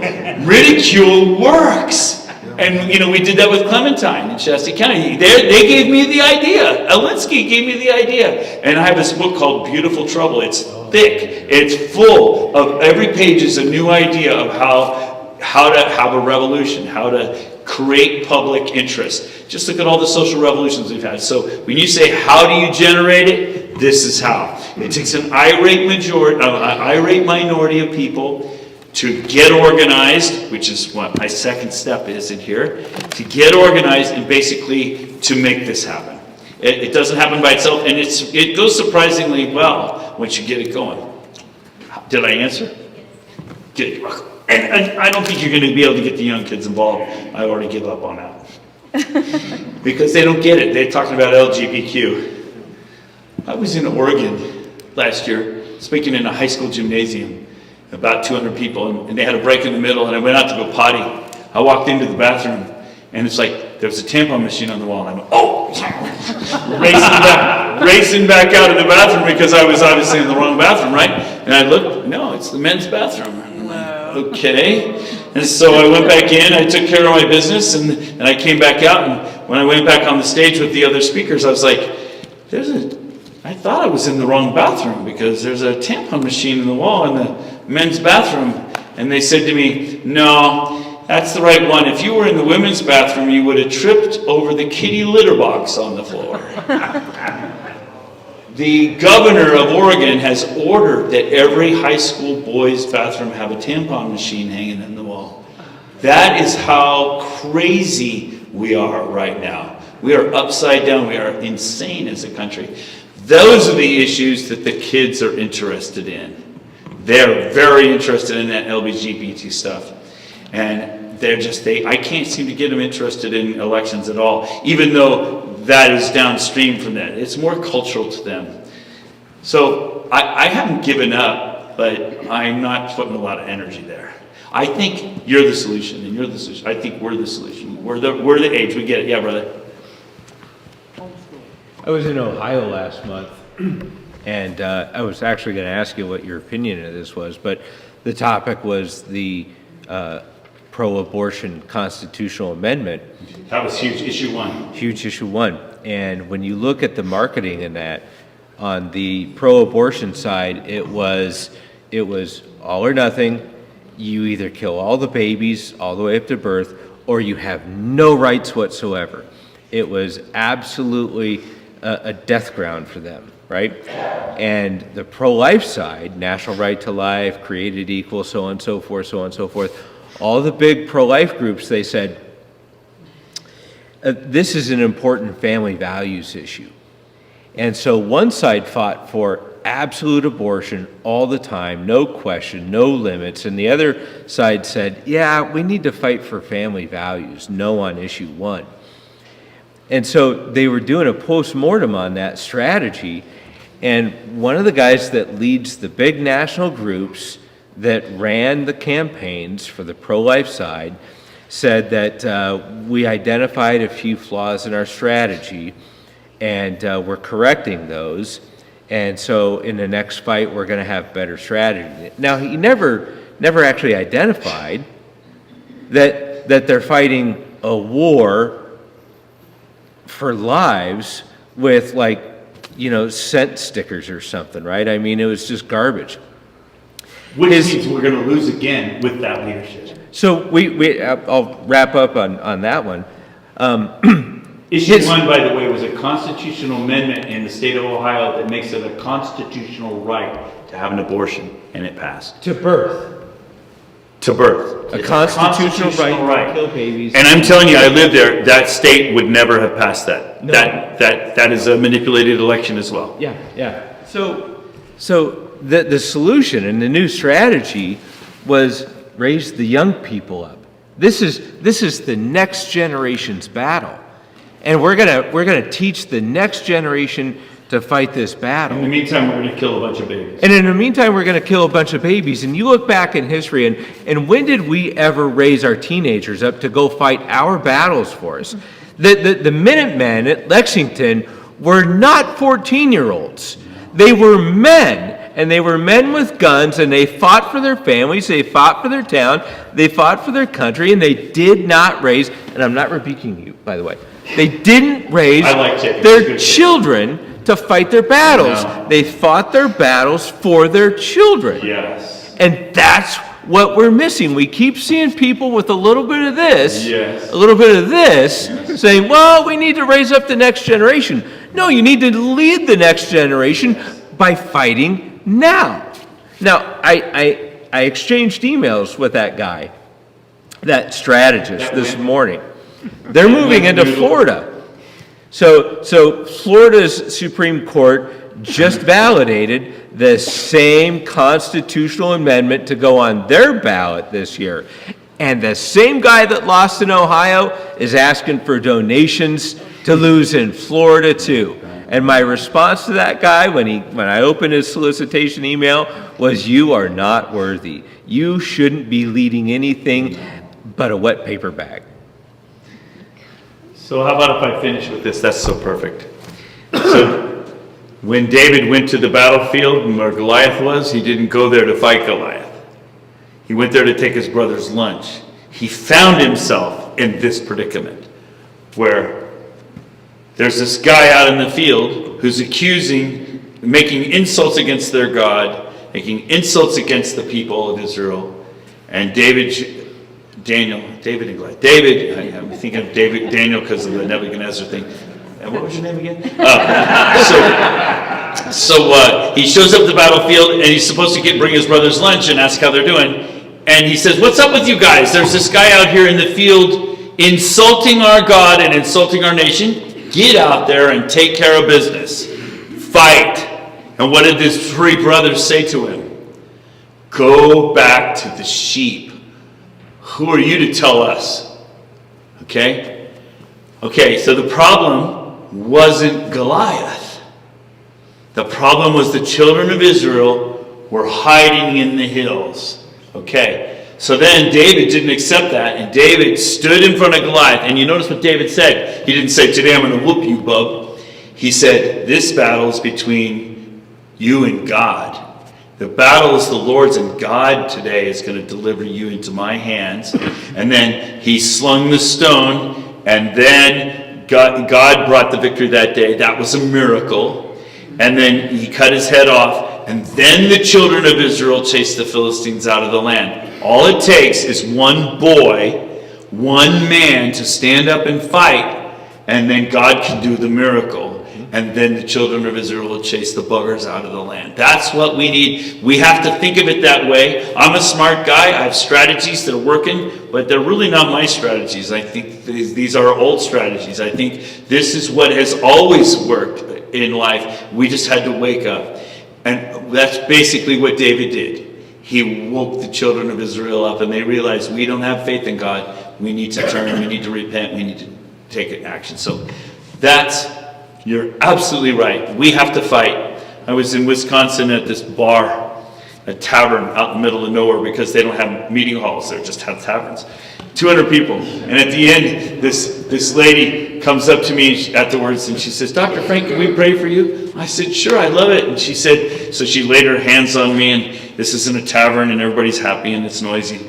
She starts praying and she gets louder and louder. She's a real prayer, this lady. And she's working up a lather. And as she gets louder and louder, the volume in the tavern comes down and everybody's listening. Other people start joining in, and it's like a prayer meeting. It's really cool. I love every minute of this.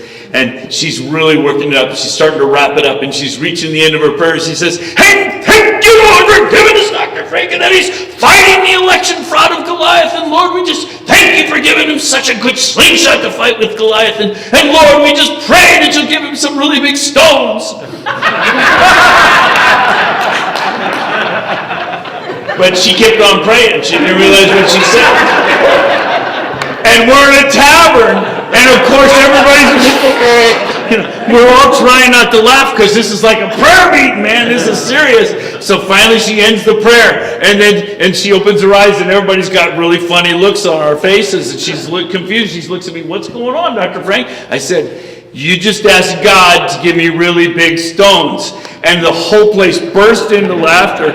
And she turned beet red as a tomato, and she's like, oh. It was the most beautiful moment, I swear. It was just gorgeous. But she's right. She's right. We have to have really big stones. We have to fight. We have to be men. We have to be women. We have to be like Deborah. We have to be judges. We have to fight like it is a war, because it really is a war. And if we don't, we lose. So I think that's a fun way to end. What do you say? Thanks for coming. I want to thank you for coming out. If you didn't get a sign-up sheet or get onto the sign-up sheet, please do. We'll reach out to you. We'll talk back to you. Get a hold of you. And if you got the scan thing, you can scan it and go to the website. We put up movies. We put all kinds of information out. We deal strictly with the state of Alaska as much as we can. If you haven't had a chance to donate to Dr. Frank, please do so back there to help cover his airline flights. It's our battle, so we got to do something. And I'll try to bring you as much stuff as I can to the state of Alaska, because we got to take our state back. Yes, sir. Our country next.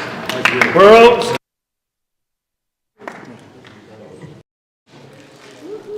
All right, my fellow Alaskans, if you have not done it yet, you better do it now. Like, subscribe, click that bell to be notified every single time we go live. We want to make sure that each and every one of you guys has the opportunity out there to hear this directly from the source, not no secondhand, not no, we're going to twist it the way the media likes to do. Uncut, unfiltered, that's what we're all about. The participation today was phenomenal. Again, I've been gone for a couple of months and have other priorities in my life. My disposable income isn't there. It slows me down on being able to do this. Your support makes it happen. Go to our website. It's right there on the screen, Politadick.com. Click that support button. Make a small donation. Covers the gas cost. Covers the ability for me to be able to go these things. I'm out of disposable income. If you're living in the Joe Biden economy like all the rest of us are, you know exactly what I mean. The cost of living keep going up every single month. And no matter how much I seem to bring in, I'm just falling further and further behind. Your support can help change that. I will see you guys all tomorrow. Set your clocks about 1:45. I will go live. It will be the second chance to get to hear from Dr. Frank. We're going to be in Anchorage. If you're looking for more information on the event, go and take a look up the Alaska Watchman. He's got some pretty good articles on this and flyers in there for where he's going to be at throughout the entire state. He's got 2 events tomorrow, one in Chugach and one in Anchorage. And I hope to see you there, or if not, see you online with us here, watching, following those on X today. Thank you. You guys were a phenomenal audience. Appreciate you guys all being there. Again, subscribe to us if you have not. Follow us, and we will see you guys all the next time. You guys all have a great Friday evening, and we'll see you tomorrow.